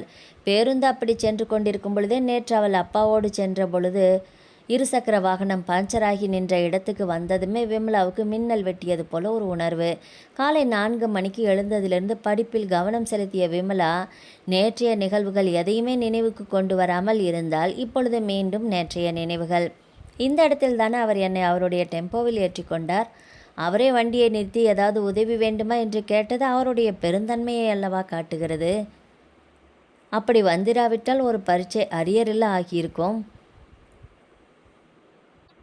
அவர் ஒருவேளை நேற்று வந்தது போல இதே வழியில் டெம்போவில் வருவாரா என்று சாலை ஓரத்தில் போகிற வருகிற வாகனங்களை எல்லாம் பார்த்து கொண்டே வந்தாள். அப்படியே எங்கேயாவது அவரை பார்த்தா கூட உடனே போய் பேசிட முடியுமா? அவ்வளோ தைரியம் எனக்கு வந்துடவா போகுது? அப்பாவை நினச்சா ஐயோ சாமி, வேண்டவே வேண்டாம், அந்த நினைப்பே வேண்டாம். ஒரு குறிப்பிட்ட வயது வந்தவுடன் ஆணுக்கு கடிதம் போடுகிறார்களோ இல்லையோ, பெண்ணிற்கு கண்டிப்பாக கடிவாளம் போட்டு விடுகிறார்கள். முக்கால்வாசி பெண்கள் இன்று தங்களுடைய சுய விருப்பத்தின்படி நடக்க முடியவில்லை. கல்யாணம் செய்யும் வரை பெற்றோர்களின் விருப்பப்படி தான் நடக்க வேண்டும். திருமணம் முடித்த பிறகு கட்டியவனின் சொல்படி நடக்க வேண்டும். அவளுக்கென்று தனியாக முடிவெடுக்கும் அதிகாரமே கிடைப்பதில்லை, யாரும் கொடுப்பதும் இல்லை. விமலா நினைத்து கொண்டே பேருந்தில் உட்கார்ந்திருந்தாள். பேருந்து திருப்பத்தூர் பேருந்து நிலையம் வந்து சேர்ந்தது. விமலா பேருந்திலிருந்து இறங்கி கல்லூரிக்கு நடந்து சென்று கொண்டிருந்தாள். கல்லூரி அருகே செல்லும் பொழுது தெருமுனையில் சைக்கிளில் ஒரு நடுத்தர வயதுக்காரர் ஒருவர் இளநீர் வைத்து விற்று கொண்டிருந்தார். அவர் சைக்கிளில் கட்டி வைத்திருந்த இளநீர் வெட்டி எடுத்து கொண்டிருப்பதை பார்த்த பொழுது விமலாவுக்கு மீண்டும் நேற்றைய நினைவுகள். சரவணன் எவ்வளவு விரைவாக அந்த இளநீரை சீவி கொடுத்தாரு. விமலாவுக்கு என்னமோ அந்த சைக்கிளில் இளநீர் விற்று கொண்டிருந்த நபரை கடந்து செல்லவே முடியவில்லை. அப்படியே சில வினாடிகள் யோசித்து கொண்டே இளநீரை பார்த்து கொண்டிருந்தாள். என்னம்மா, இளநீர் சாப்பிட்றியா? 30 ரூபாதாம்மா. இளநீர் காய்களை பார்த்து கொண்டிருந்ததை பார்த்ததும் இளநீர் விற்பவர் கேட்டார். விமலா கொஞ்சம் நிதானித்து கொடுங்க. அவர் சீவி கொடுத்த இளநீரை குடித்து அவரிடம் பணத்தை கொடுத்துவிட்டு கல்லூரியை நோக்கி சென்றாள். சரவணன் பற்றிய நினைவுகளும் அவள் கூடவே சென்றது. விமலா கல்லூரி இறுதி பருவ தேர்வை நல்ல விதமாக எழுதி முடித்தால். தேர்வு முடிந்து 2 மாத காலம் ஆகிவிட்டது. விமலா தன்னுடைய அப்பாவிடம், நான் டிஎன்பிஎஸ்சி போட்டித் தேர்வு எழுத விரும்புகிறேன். திருப்பத்தூரில் உள்ள தனியார் பயிற்சி மையத்தில் என்னை சேர்த்து விடுங்கள். தினசரி நான் அங்கு சென்று பயிற்சி எடுத்துக்கொண்டால்தான் நிச்சயமாக போட்டித் தேர்வில் வெற்றி பெற்று ஏதாவது ஒரு அரசு வேலைக்கு சென்று விடுவேன் என்று மன்றாடினாள். ஆனால் விமலாவின் அப்பா வடிவேலுவோ விருப்பம் வேறு விதமாக இருந்தது. பெண் பிள்ளை, நீ வேலைக்கு சென்று என்ன செய்யப் போகிறாய்? இன்னும் சில மாதங்களில் உன்னை திருமணம் செய்து கொடுத்தாக வேண்டும். உன்னை யார் வேலைக்கு போக வேண்டும் என்று கட்டாயப்படுத்துகிறார்கள்? பேசாமல் வீட்லேயே அம்மாவுக்கு உதவியாக இரு. இன்னொரு 6 மாதத்தில் உனக்கு வரன் பார்த்து கல்யாணம் பண்ணி கொடுக்கணும். யாராவது ஒருவருக்கு நான் திருமணம் செய்து முடிக்க வேண்டும் என்று விரும்புகிறேன். நீயா நான் படிக்க வேண்டும் என்று விரும்புகிறாய்? விமலா இது மிகுந்த அதிர்ச்சியை கொடுக்க, எப்படியாவது ஒரு அரசு வேலையில் சென்று அமர வேண்டும் என்பதே அவளுடைய விருப்பமாக இருக்க, அப்பாவிடம் எவ்வளவோ மன்றாடியும் பலன் அளிக்கவில்லை. அம்மாவிடம் இது பற்றி பேசி அப்பாவின் மனதை மாற்றுமாறு கூறினாள். அவளுடைய அம்மா கருத்தம்மாலும் அவரை மீறி நான் என்ன பண்ண முடியும் என்று விட்டார். விமலாவுக்கு என்ன செய்வதென்றே புரியவில்லை. அவளுக்கு உடனே திருமணம் செய்து கொள்ள விருப்பமும் இல்லை. ஏதாவது ஒரு அரசு வேலைக்கு சென்ற பிறகுதான் திருமணம் என்பதில் மிக தெளிவாக இருந்தாள். என் மகள் எப்படி தன்னை வருத்தி வருத்தி துன்பப்படுகிறாளோ என்று நினைத்து கருத்தம்மாளும் தன் கணவரிடம் ஒரு நாள் இது பற்றி பேசினாள். ஏங்க, உங்ககிட்ட ஒரு முக்கியமான விஷயம் கேட்கணுங்க. கோவப்பட மாட்டீங்களே? தயங்கி தயங்கி கேட்டாள். சும்மா பீடிகை போடாமல் சொல்லுடி. நீ கேட்குறத பார்த்தாலே ஏதோ கோக்குமாக்கு வேலையாக தான் இருக்கும் போல இருக்கே. பாப்பா ஒழுங்காக சாப்பிடாமல் தூங்காமல் கவலை பிடிச்சிட்ருக்கிறா. அதை என்ன கேட்குறது, படிக்கணுமான்னு சொல்கிறாளே. படித்து ஏதாவது ஒரு வேலைக்கு போகலான்னு விரும்புகிறா. சேர்த்து விட்டாதான் என்ன? கணவரிடம் கெஞ்சினாள் கருத்தம்மா. நீ கெஞ்சினாலும் கொஞ்சினாலும் ஒன்றும் நடக்காதீங்க. நான் சொல்கிறபடி தான் இங்கே நடக்கணும். போதும் இது வரைக்கும் படிக்க வச்சது. பிடிவாதமாக மறுத்துவிட்டார் வடிவேலு. கணவனுக்கும் மனைவிக்கும் விமலாவை கோச்சிங் சென்டரில் சேர்ப்பது குறித்து வாக்குவாதம் நடந்து கொண்டிருந்தது. இது வீட்டிற்குள் உள்ள அறையில் படுத்திருந்த விமலாவின் காதிலும் விழுந்தது. அவர்கள் தன்னை பற்றி பேசுவதை கேட்டு அழ ஆரம்பித்து விட்டாள். ஒரு கட்டத்தில் தேம்பி தேம்பி சத்தமாக அழ ஆரம்பித்தாள். கருத்தம்மாவும் வடிவேலுவும் தன் மகள் இருந்த அறைக்கு சென்று பார்த்தார்கள். நீயா மாளற, உன் தலையெழுத்து இப்படி, நான் என்ன செய்ய? என்னால் முடிஞ்ச அளவுக்கு சொல்லி பார்த்துட்டேன். இந்த மனுஷன் கேட்கலையே. பிரசிடண்ட்டு பேரு தான், பிள்ளைய பற்றி நினச்சி பார்க்குறாரா? காலமெல்லாம் நீயும் ஒரு வீட்டுக்கு போய் என்ன மாதிரி தான் கஞ்சி காய்ச்சி கொடுக்கணும். சொல்லி மகளை கட்டி பிடித்து கொண்டு ஆள ஆரம்பித்து விட்டாள் கருத்தம்மாளோ. கருத்தம்மாவின் குணத்தை பற்றி வடிவேலுக்கு நன்றாகவே தெரியும். திருமணம் ஆனதிலிருந்து பார்த்து கொண்டு தானே இருக்கிறார். ஒரு விஷயத்தில் பிடிவாதம் பிடித்தால் நாள் முழுவதும், ஏன் மாதக்கணக்கில் கூட ஒப்பாரி வைப்பா. அப்படி ஒரு நிலைமைக்கு வர வேண்டாம் என்று நினைத்த வடிவேலுவோ இது என்னடா வம்பா போச்சு என்று ஒரு முடிவுக்கு வந்தார். சரி 2 சனியன்களும் அழுது தொலைக்காதீங்க, நாளைக்கு கூட்டிகிட்டு போய் சேர்த்து விடுறேன். ஒழுங்காக வம்பு தும்பு இல்லாமல் போயிட்டு படிச்சுட்டு வரணும். ஏதாவது கோக்குமாக்கு வேலை பண்ணால் அப்புறம் எல்லாத்தையும் ஒன்றா வச்சு கொளுத்திப்பிடுவேன் என்று கராராக சொல்லிவிட்டு அந்த இடத்தை விட்டு வேகமாக கிளம்பினார். அவர் அப்படி கத்தினாலும் திட்டினாலும் அவர்களுக்கு அது திருப்தியை தான் தந்தது. அந்த அழுகையை தொடர்ந்து இருவருமே சந்தோஷத்தோடு மீண்டும் அழ ஆரம்பித்தார்கள். சரிம்மா, இனிமேல் தைரியமாயிரு, நாளைக்கு தான் அவர் சேர்த்து விடுறேன்னு சொல்லிட்டாருல்ல, எழுந்துரு, இனிமேல் கவலை பிடிக்காத. வடிவேலு சொன்னது போலவே மறுநாள் விமலாவை திருப்பத்தூரில் உள்ள ஒரு தனியார் பயிற்சி மையத்தில் பணத்தை கட்டி போட்டித் தேர்வுக்கு படிப்பதற்காக சேர்த்து விட்டார். விமலா போட்டித் தேர்வு பயிற்சி பெறுவதற்காக சேர்ந்த அந்த தனியார் பயிற்சி நிறுவனம் திருப்பத்தூர் பேருந்து நிலையத்துக்கு மிக அருகிலேயே இருந்தது. விமலா 2 மாத காலம் பேருந்தில் சென்று வந்தால், சில நாட்கள் வடிவேலு தன் மகளை இருசக்கர வாகனத்தில் கூட்டி சென்று வந்தார். விமலாவும் தனக்கு வாங்கி கொடுத்த அந்த இருசக்கர வாகனத்தில் இப்பொழுது சென்று வருகிறாள். தொடர்ச்சியாக 2 மாத காலமாக பயிற்சி எடுத்து கொண்டிருந்த விமலாவுக்கு ஒரு சந்தோஷமான செய்தி. டிஎன்பிஎஸ்சி குரூப் 2 தேர்விற்கான அறிவிப்பு வர விமலாவும் அந்த தேர்வை எழுதலாம் என்று விண்ணப்பிக்க தயாரானாள். அதற்கு அவளுக்கு ஓபிசி சான்றிதழ் தேவைப்பட்டது. தன்னுடைய அப்பாவிடம் விஷயத்தை சொல்லி திருப்பத்தூரில் உள்ள தாலுகா அலுவலகத்தில் உள்ள சேவை மையத்தில் விண்ணப்பித்து வாங்கலாம் என்று கூறினாள். அதற்கு வடிவேலுவும் சரி, கூட்டிச் செல்கிறேன் என்று ஒரு நாள் திருப்பத்தூர் தாலுகா அலுவலகத்துக்கு சேவை மையத்துக்கு விமலாவை அழைத்து சென்றார். வட்டாட்சியர் அலுவலகத்திற்கு வந்ததும் தனது இருசக்கர வாகனத்தை ஓரமாக நிறுத்துவதற்கு இடம் தேடிக்கொண்டிருந்தார் வடிவேலு. வட்டாட்சியர் அலுவலகத்துக்கு முன் இருந்த கடைக்காரர்கள், இங்கு கடைக்கு முன்னாடி யாரும் வண்டியை நிறுத்தாதீங்க, ஓரமாக நிறுத்துங்கன்னு சொல்லி கொண்டிருந்தார்கள். வடிவேலு தன்னுடைய வண்டியை தள்ளி கொண்டு 2 கடை தள்ளி சென்றார். அங்கு ஒரு இளநீர் கடை இருந்தது. அதற்கு பக்கத்தில் ஓரமாக நிறுத்தலாமா என்று வண்டியை தள்ளி கொண்டு சென்ற வடிவேலுவை பார்த்து கையை நீட்டிக்கொண்டே, சார் வணக்கம், நல்லா இருக்கீங்களா என்று கேட்டுக்கொண்டு யாரோ ஒருவர் வருவதை பார்த்து இவர் உற்று பார்த்தார். யார் இவர், நமக்கு வணக்கம் சொல்கிறாரே என்று யோசித்து கொண்டே நின்றார். சார், உங்களைத்தான், நல்லா இருக்கீங்களா, என தெரியலையா என்று சொல்லிக்கொண்டே கையை நீட்டி கொண்டு வந்தார் சரவணன். அன்னைக்கு உங்கள் வண்டி பஞ்சர் ஆகி நின்னப்போ உங்கள் பொண்ணை காலேஜில் கொண்டு போய் விட்டேனே, சரவணன் என்றான் சிரித்து கொண்டே. ஓ, நீங்களா தம்பி, நல்லா இருக்கீங்களா? எனக்கு டக்குன்னு அடையாளமே தெரியல. ஆஃபீஸ்க்குள்ளே போகணும், வண்டியை இங்கே ஓரமாக நிப்பாட்டிக்கவா என்று கேட்டார். தாராளமாக நிப்பாட்டுங்க சார், இது நம்ம கடை தான், நிப்பாட்டிக்கோங்க என்று சொல்லிக்கொண்டே சரவணன் அவரிடமிருந்து வண்டியை வாங்கி பக்கத்தில் நிறுத்தி கொண்டான். அவர்கள் இருவரும் பேசி கொண்டிருந்த போதே பக்கத்தில் ஓரமாக நின்று கொண்டிருந்த விமலா அவர்கள் அருகே வந்தாள். அவளுக்கு மிகுந்த ஆச்சரியம். இங்குதான் இவர் கடை வைத்திருக்கிறாரா என்று யோசித்து கொண்டே சிரித்த முகத்தோடு அவர்கள் அருகில் வந்ததும் சரவணனை பார்த்து, நல்லா இருக்கீங்களா என்றாள். நல்லா இருக்கேன். அன்னைக்கு நீங்கள் நல்லபடியாக எக்ஸாம் எழுதிட்டீங்களா? நல்லபடியாக எழுதிட்டேன், இன்னும் ரிசல்ட் வரலை. அவர்கள் இருவரும் பேசி கொண்டிருப்பதை பார்த்ததும் வடிவேலுக்கு என்னவோ போல ஆயிடுச்சு. சரி வாம்மா, வந்த வேலையை பார்ப்போம் என்று அவசரமாக விமலாவை கூப்பிட்டார். சார், கொஞ்சம் இருங்க, இளநீர் வெட்டி தரேன், குடிச்சிட்டு போங்க. அதெல்லாம் வேண்டாம்ப்பா, எங்களுக்கு நேரமாச்சு என்று சொல்லிவிட்டு நகர்ந்தார். சரவணன் அவர் கையை பிடித்தெழுத்து, உட்காருங்க சார் என்று அருகில் இருந்த நாற்காலியை காட்டி உட்கார வைத்தான். நீங்களும் உட்காருங்க என்று விமலாவையும் பார்த்து சொன்னான். அவள் தயங்கி தயங்கி நின்று கொண்டிருக்க அவன் அவ்வளவு கட்டாயப்படுத்தவும் வடிவேலும் வேறு வழியே இல்லாமல் நாற்காலியில் அமர்ந்தார். விமலாவையும் தன் பக்கத்தில் இருந்த நாற்காலியை காட்டி உட்காரச் சொன்னார். கடையில் வேலை செய்த பையனிடம் இருவருக்குமே இளநீர் வெட்டி கொடுக்குமாறு சரவணன் சொன்னான். பையன் இருவருக்கும் இளநீர் வெட்டி கொடுத்தான். அதை அவர்கள் குடித்து கொண்டிருக்கும் பொழுதே சரவணன் வடிவேலிடம் கேட்டான். என்ன வேலையா சார் வந்திருக்கீங்க? பாப்பாவுக்கு ஓபிசிடி சர்டிஃபிகேட் வாங்கணும், அதுக்காக வந்திருக்கேன் என்றார் முகத்தை வேறு பக்கம் திருப்பி. ஓ, சேவை மையத்தில் வேலை செய்கிற பையன் நமக்கு ரொம்ப வேண்டப்பட்டவன் தான். அவங்கள எங்கே இருக்க சொல்லிவிட்டு நீங்கள் வாங்க சார், நான் அறிமுகப்படுத்தி வைக்கிறேன், சீக்கிரமாக வேலையை முடிச்சு கொடுத்துருவான் அதெல்லாம் வேண்டாம்ப்பா. எனக்கு எங்க தாலுக்கா ஆஃபீஸில் நெறைய பேர தெரியும். அதோட நம்ம ஊர் விஏஓவே எனக்கு முடிச்சு குடுத்துருவாரு. அவரு முக்கியமான வேலையா வெளியூர் போயிட்டாராம். வர 2 நாள் ஆகும்.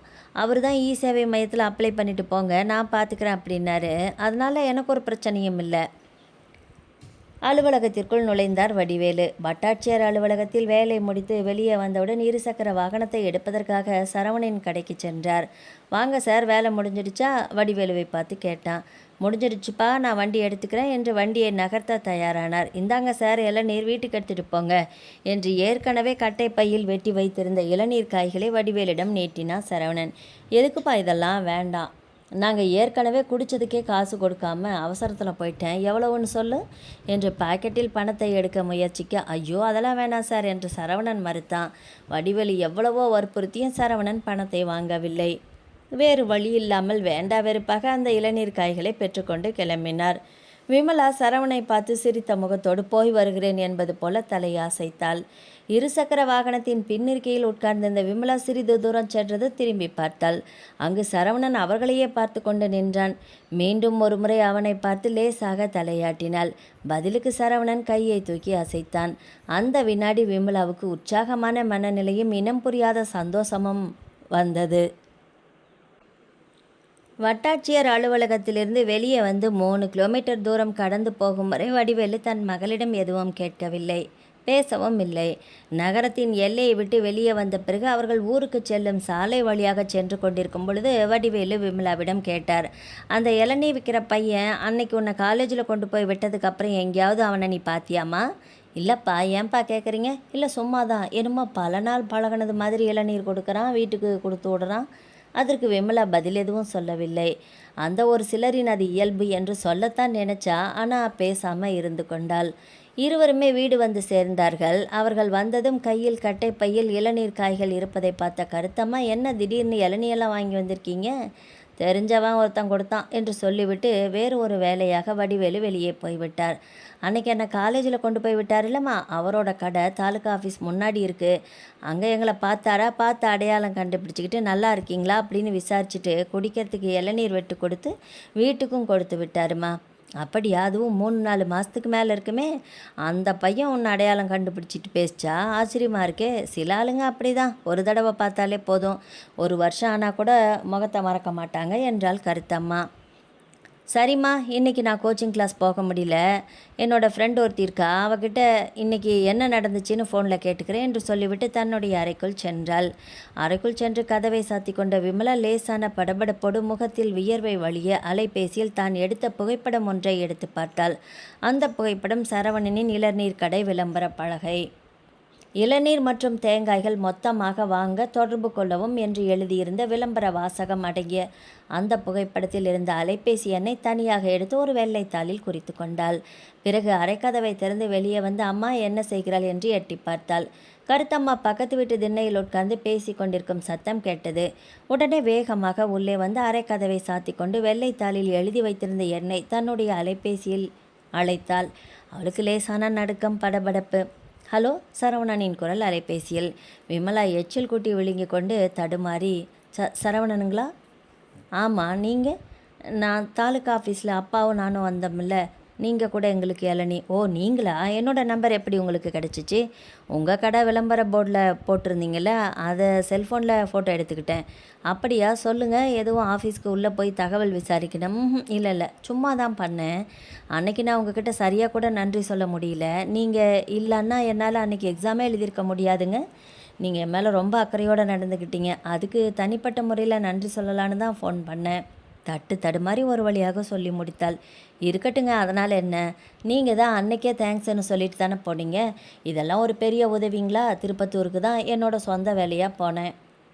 அப்படியே அங்கே பக்கத்தில் உங்களை ஏற்றிக்கிட்டு என் வேலையை பார்க்க போயிட்டேன். அதில் என்னங்க ஒரு சிரமம் கிடையாது. எக்ஸாம் எழுதி முடியுமா முடியாதான்னு நீங்கள் பட்ட பாடு எனக்கு தானே தெரியும். சக மனிதர்களுக்கு இது மாதிரி ஒரு உதவி செய்யலைன்னா நாமெல்லாம் என்ன மனுஷங்க? நீங்கள் எனக்கு செஞ்சது பெரிய உதவிங்க. நீங்கள் நினச்சிருந்தா பஸ் ஸ்டாண்ட்லேயே என்னை இறக்கி விட்டுட்டு போயிருக்கலாம்.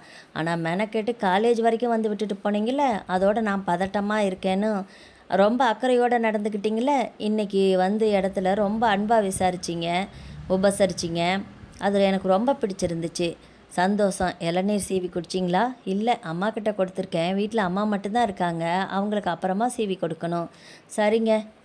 அப்பா இந்த பக்கம் வந்தால் தவறாமல் நம்ம கடைக்கு வந்துட்டு போக சொல்லுங்கள். இல்லை இல்லை, நான் ஃபோன் பண்ணது அப்பாவுக்கே தெரியாது. நான் உங்ககிட்ட தனியாக பேசணுன்னு தான் பண்ணேன். சரவணன் யோசிக்க ஆரம்பித்தான். விமலா பேசுவதை பார்த்தா அவன் மனசில் வேறொரு அபிப்பிராயம் இருக்கும் போல தெரிகிறதே நினைத்து கொண்டா. சரவணனிடமிருந்து எந்த பதிலும் வராமல் போக விமலாவே மீண்டும் பேச்சை தொடர்ந்தாள். ஏன் நான் பேசக்கூடாதா? பேசுங்க தாராளமா. அப்படியா? நாள் முழுவதும் பேசலாமா? இப்போது தைரியம் வந்தது. அன்னைக்கு நீங்கள் என்னை விட்டுட்டு போன பின்னாடி நான் உங்களை பற்றியே நினச்சிட்டு இருந்தேன். எவ்வளவு நல்லவராக இருக்காரு அப்படின்னு. அதுக்கு பிறகு நான் இப்போ திருப்பத்தூருக்கு வர்றப்ப எல்லாமே எங்கேயாவது நீங்கள் இருக்கீங்களான்னு ரோட்டில் பார்த்துக்கிட்டே தான் போனேன். ஒரு விமலாவால் அதற்கு மேல் சொல்ல முடியாமல் எச்சில் விழுங்கி கொண்டு மீண்டும் பேச்சை தொடர்ந்தாள். அதுக்கு பிறகு நான் உங்களை சந்திப்பேன்னு நினைக்கவே இல்லை. இன்றைக்கி எதிர்பாராத விதமாக சந்தித்ததில் எனக்கு ரொம்ப சந்தோஷமாக இருந்துச்சு. சுற்றி வளைச்சி பேசாமல் வெளிப்படையாக சொல்லணுன்னா நீங்கள் என் மனசில் ரொம்ப ஆழமாக புகுந்துட்டீங்க. உங்களுக்கு விருப்பம் இல்லைன்னா பரவாயில்ல, தப்பாக எடுத்துக்க வேண்டாம். முதல்ல உங்களை சந்தித்த பிறகு எப்படியாவது பார்க்க மாட்டோமா பேச மாட்டோமான்னு அப்படி தோணுச்சு. எதிர்பாராமல் இன்றைக்கி உங்களை பார்த்ததுமே எனக்கு ரொம்ப சந்தோஷமாக இருந்துருச்சு. என்னை பற்றி நீங்கள் என்ன நினைக்கிறீங்கன்னு தெரிஞ்சுக்கலாமா? சரவணன் பதிலுக்காக காத்திருந்தாள். நீங்கள் முதல்ல தைரியமாக சொல்லிட்டீங்க. என்னால் அப்படியெல்லாம் சொல்ல முடியல. ஆனால் உங்களை அன்றைக்கி பார்த்தப்ப எனக்கும் என்னவோ தெரியல, உங்கள் மேலே என்னை அறியாமலேயே ஒரு விருப்பம் வந்துச்சு. நீங்களும் அப்படி தான் இருக்கீங்கன்னு இப்போ தெரிஞ்சுக்கிட்டேன். சந்தோஷமாக இருக்குது. அன்றைக்கி உங்களை காலேஜில் விட்டுட்டு நேராக கடைக்கு லோடை இறக்கிட்டு வீட்டுக்கு போகிறப்ப உங்கள் வண்டி பஞ்சராகி நின்ன இடத்த விட்டு என்னால் சாதாரணமாக கடந்தே போக முடியல. அந்த இடத்தையே பார்த்துட்டு இருந்தேன். ஏதோ ஒன்று கை நழுகி போனது மாதிரி இருந்துச்சு. பார்த்த முதல் முறையிலேயே ஒருவர் மேலே இந்த அளவுக்கு பிரியம் வருமா அப்படின்னு என்னோட மனசு கேட்டுச்சு. ஆனால் வருதே, என்ன செய்ய? எனக்கும் அப்படி தாங்க வந்துச்சு. நீங்களும் அப்படி தானே நினைக்கிறப்போ சந்தோஷமாக இருக்குது. எனக்கு உங்கள் பெயர் கூட என்னன்னே தெரியாது. உங்ககிட்ட இருந்து ஃபோன் வர்றதுக்கு என்னோடய மனசு கட்டாயப்படுத்தி உங்கள் நினப்பிலேருந்து விலக்க முயற்சி பண்ணிக்கிட்டே இருந்தேன். இப்போ நீங்கள் எனக்கு ஃபோன் பண்ண உடனே என்னமோ கிடைச்சது போல் இருக்குது. ஆனால் என்ன பேச்சை நிறுத்திட்டீங்க? ஏன் ஆனால்? இல்லை, நீங்கள் என்ன நினைக்கிறீங்கன்னு என்னால் புரிஞ்சிக்கவே முடியுது. என்னால் நம்ப முடியல. நீங்கள் பெரிய இடம், படிப்புலேயும் ஜாஸ்தி. நான் +2 தான், தேங்காய் வியாபாரி. அப்படியெல்லாம் இல்லைங்க. நீங்கள் நினைக்கக்கூடாது. கடையில் ஒரு பொருள் வாங்குறப்போ அது நல்லதா கெட்டதா, தரமான பொருள் தானா அப்படின்னு பார்த்த பின்னாடி தானே நம்மளோட பாக்கெட்லேருந்து பணத்தையே எடுத்து கொடுக்குறோம். ஒருத்தர் மேலே அன்பு செலுத்துறதுக்கு முன்னாடி நாம் அவங்கள பற்றி விசாரிச்சுட்டு தானே அன்பு செலுத்த முடியும். அப்படின்னு நினச்சி அவங்க மேலே அன்பு வச்சா அது உண்மையாக இருக்காது. சட்டுன்னு ஏதாவது ஒரு சந்தர்ப்பத்தில் ஏதாவது ஒரு நிகழ்வில் அங்கே மேலே அசைக்க முடியாத தீவிர பற்று ஒன்று வரும். அப்படி வரக்கூடிய அன்பு தானே நீண்டு நிலச்சிருக்கும், உண்மையானதாகவும் இருக்கும். அப்படி தான் எனக்கும் உங்கள் மேலே பிரியம் ஏற்பட்டுச்சு. நீங்கள் சொல்கிறத பார்க்குறப்போ நீங்களும் அப்படி தான் இருக்கிறீங்கன்னு நினைக்கிறேன். என் மேலே இந்த அளவுக்கு நம்பிக்கை வச்சுருக்கிறீங்க, ரொம்ப சந்தோஷம். கடைசி வரைக்கும் உங்கள் பெயர் என்னன்னு எனக்கு சொல்லலைங்களே. என்னோட பெயரா? சரி, நீங்களே என்னவா இருக்குன்னு கண்டுபிடிச்சு சொல்லுங்களேன் பார்க்கலாம். சிரித்து கொண்டாள். அது எப்படி ஒருத்தர் பெயரை நாமளே கற்பனையாக சொல்ல முடியும்? முடிஞ்ச அளவுக்கு கற்பனை செஞ்சு சொல்லி தான் பாருங்களேன். அது எப்படிங்க முடியும்? நீங்களே சொல்லுங்கள். நீங்கள் என்று சொன்ன என்னை சொல்லாமல் நீ என்று சொன்னால் நான் சொல்கிறேன். சரி, நீ என்று சொன்னால் சொல்லலாமா?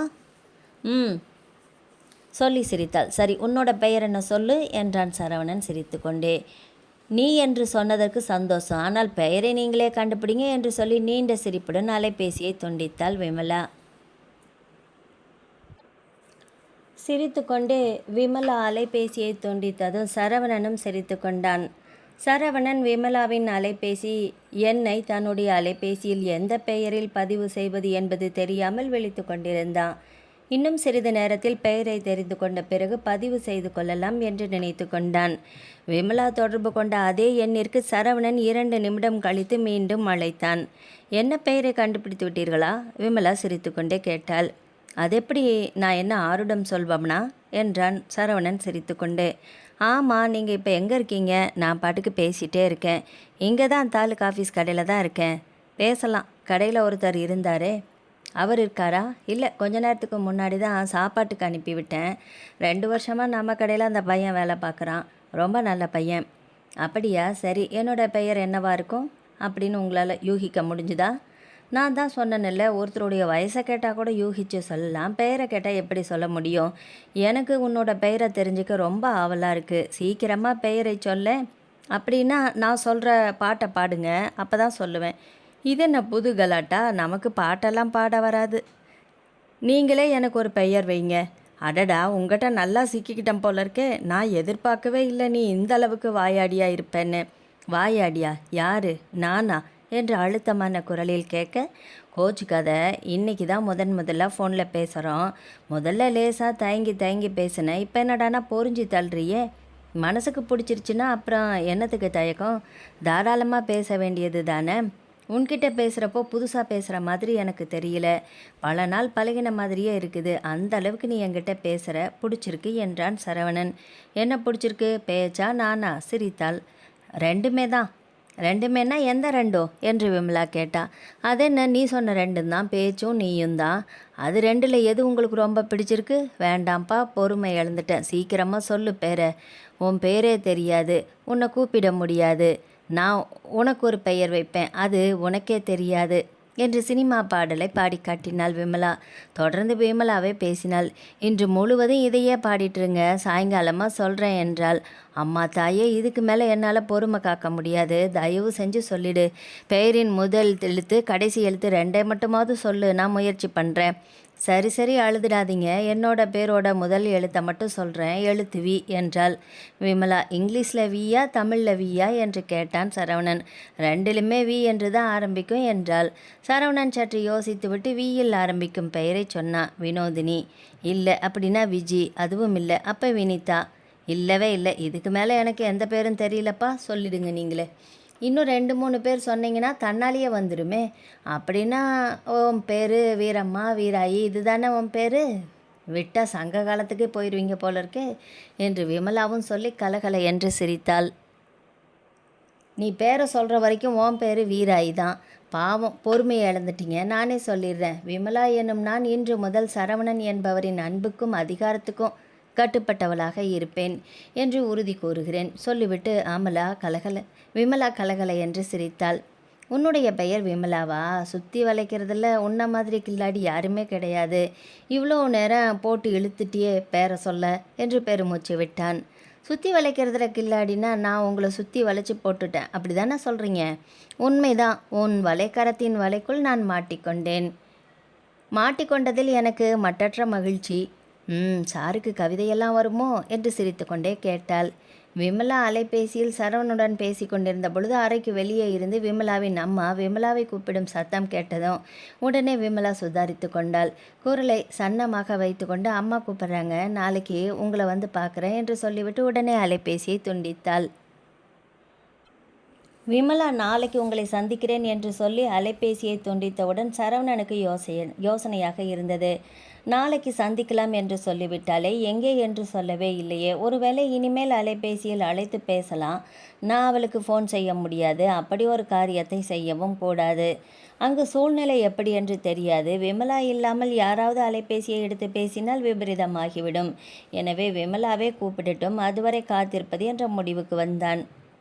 கிட்டத்தட்ட 4-5 மாதங்களுக்கு முன் விமலா பார்த்து சரவணன் மனதில் சிறு சஞ்சலம் ஏற்பட்டது உண்மைதான். இருந்தாலுமே அவனுடைய படிப்பு, வேலை, மற்ற விஷயங்களை நினைத்து பார்க்கும் பொழுது இது தேவையில்லாத ஆசை என்று அவனே தன்னை கொஞ்சம் கொஞ்சமாக மாற்றிக்கொண்டான். ஆனால் இன்று மீண்டும் விமலாவை சந்திக்கும் வாய்ப்பு கிடைத்தது எதிர்பாராத ஒன்று. அதுவும் விமலா அவளுடைய அப்பாவோடு தாலுகா அலுவலகத்துக்கு வந்து சென்ற பிறகு அவன் மனதில் மின்னல் போல சிறு சஞ்சலம் ஏற்பட்டாலுமே அந்த எண்ணத்தை உடனே உதறி தள்ளிவிட்டான். விமலாவிடமிருந்து எதிர்பாராத விதமாக இப்படி ஒரு விருப்பச் செய்தி வந்ததுமே அவனுக்கு ஒன்றுமே பிடிபடவில்லை. இதை அவன் நினைத்து கூட பார்க்கவில்லை. மாலை 5 மணி ஆனது. வழக்கமாக கடையை பூட்டும் நேரம். சில நேரங்களில் கடைப்பையனே கடையை பூட்டிவிட்டு செல்வான். வெளியில் எங்கும் வேலை இல்லை என்றால் சரவணன் கூட இருந்து கடையை பூட்டிவிட்டு வீட்டுக்கு செல்வான். இளநீர் கடையை பூட்டிவிட்டு காலையில் இளநீர் மற்றும் தேங்காய் இறக்கிய கடைகளுக்கு சென்று பாக்கி பணத்தை வசூல் செய்து கொண்டான். அதன் பிறகு அவனுடைய அம்மாவுக்கு ஃபோன் செய்து வீட்டுக்கு ஏதாவது தேவையா என்று கேட்டு அதையும் வாங்கி கொண்டான். எல்லா வேலைகளையும் முடித்த பின்பு பைக்கில் வீட்டிற்கு சென்று கொண்டிருந்தான்.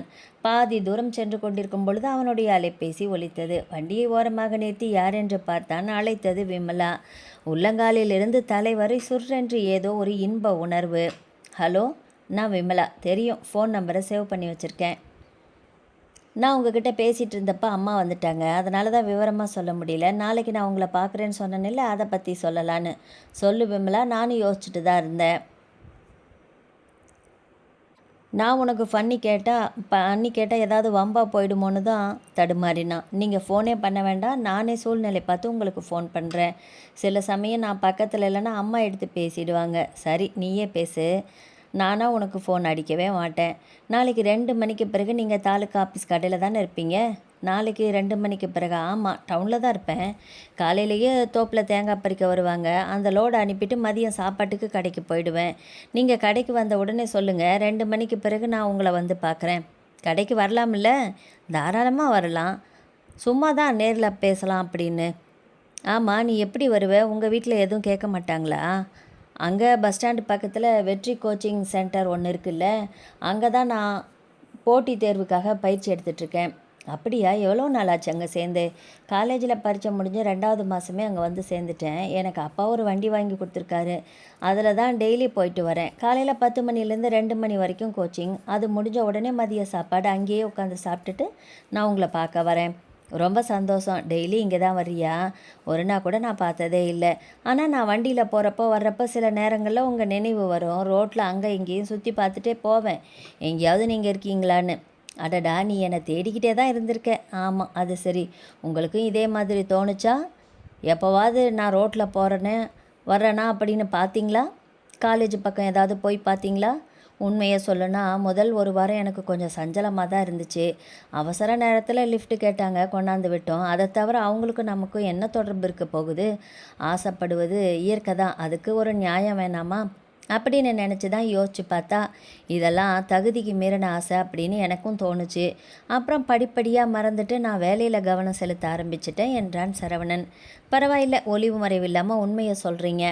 அதுக்காக ஆசை இல்லைன்னு சொல்லலை. உன்னை பார்த்தப்போ ஒரு வித ஈர்ப்பு வந்துச்சு. அப்புறம் என்னோடய சூழ்நிலையை கருதி தான் இது நடக்காதுன்னு முடிவு பண்ணிட்டேன். வாவ், என்னோட தேர்வு சரிதான். நீங்கள் உண்மையை மறைக்காமல் உங்கள் மனசில் உள்ளபடியே சொல்கிறீங்க. சரி, நாளைக்கு நீ வர்றப்போ சாப்பாடு எடுத்துகிட்டு வர வேண்டாம் என்றான் சரவணன். ஏன்? நாம் ஹோட்டலில் சாப்பிட்டுக்கலாம். டெய்லி நான் சாப்பாடு எடுத்துகிட்டு வந்து கோச்சிங் முடித்தவுடன் சாப்பிட்டுட்டு தான் வீட்டுக்கு போவேன். நாளைக்கு அம்மா அதே மாதிரி தான் தயார் பண்ணி கொடுப்பாங்க. வேண்டான்னு சொன்னால் ஏன் எதுக்குன்னு கேட்பாங்க. அதனால் நான் சாப்பாட்டை எடுத்துக்கிட்டே வந்துடுறேன். ஏதாவது ஒரு காரணம் சொல்லு. என்னோடய தோழி அவங்க வீட்டிலேருந்து ஸ்பெஷலாக சமைச்சு கொண்டு வரதா சொல்லியிருக்கா. அவள் கூட சாப்பிட்றேன் அப்படின்னு சொல்ல. ஆமாம்ல, இதுவும் நல்ல ஐடியா தான். அப்படியே சொல்லிட்டு வரேன். நீ நாளைக்கு கடைக்கு பக்கத்தில் வந்து நில்லு. அப்புறமா நாம் சேர்ந்து ஏதாவது ஹோட்டலுக்கு போய் சாப்பிட்லாம். சரி, வர்றதுக்கு முன்னாடி நான் ஃபோன் பண்ணிட்டு வரேன். விமலா பேசி முடித்ததும் சரவணனுக்கு மிகுந்த உற்சாகமாக இருந்தது. இருசக்கர வாகனத்தை வீட்டிற்கு பறக்க விட்டான்.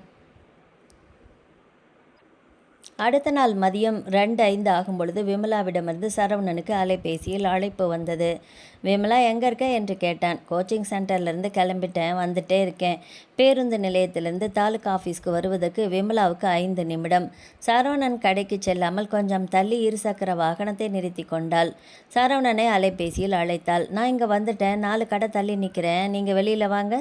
சரவணன் அவசரமாக அவனுடைய பைக்கை எடுத்துக்கொண்டு சென்றான். அங்கு ஓரமாக நின்று கொண்டிருந்த விமலாவை பார்த்து சிரித்து கொண்டே அருகில் சென்று பைக்கை நிறுத்தினான். இன்னைக்கு நீ சாப்பிடல தானே என்று கேட்டான். சாப்பாடு எடுத்துகிட்டு வர வேண்டான்னு சொல்லிட்டு அப்புறம் எப்படி சாப்பிடுவேன்? சரி வா போகலாம் என்றான்.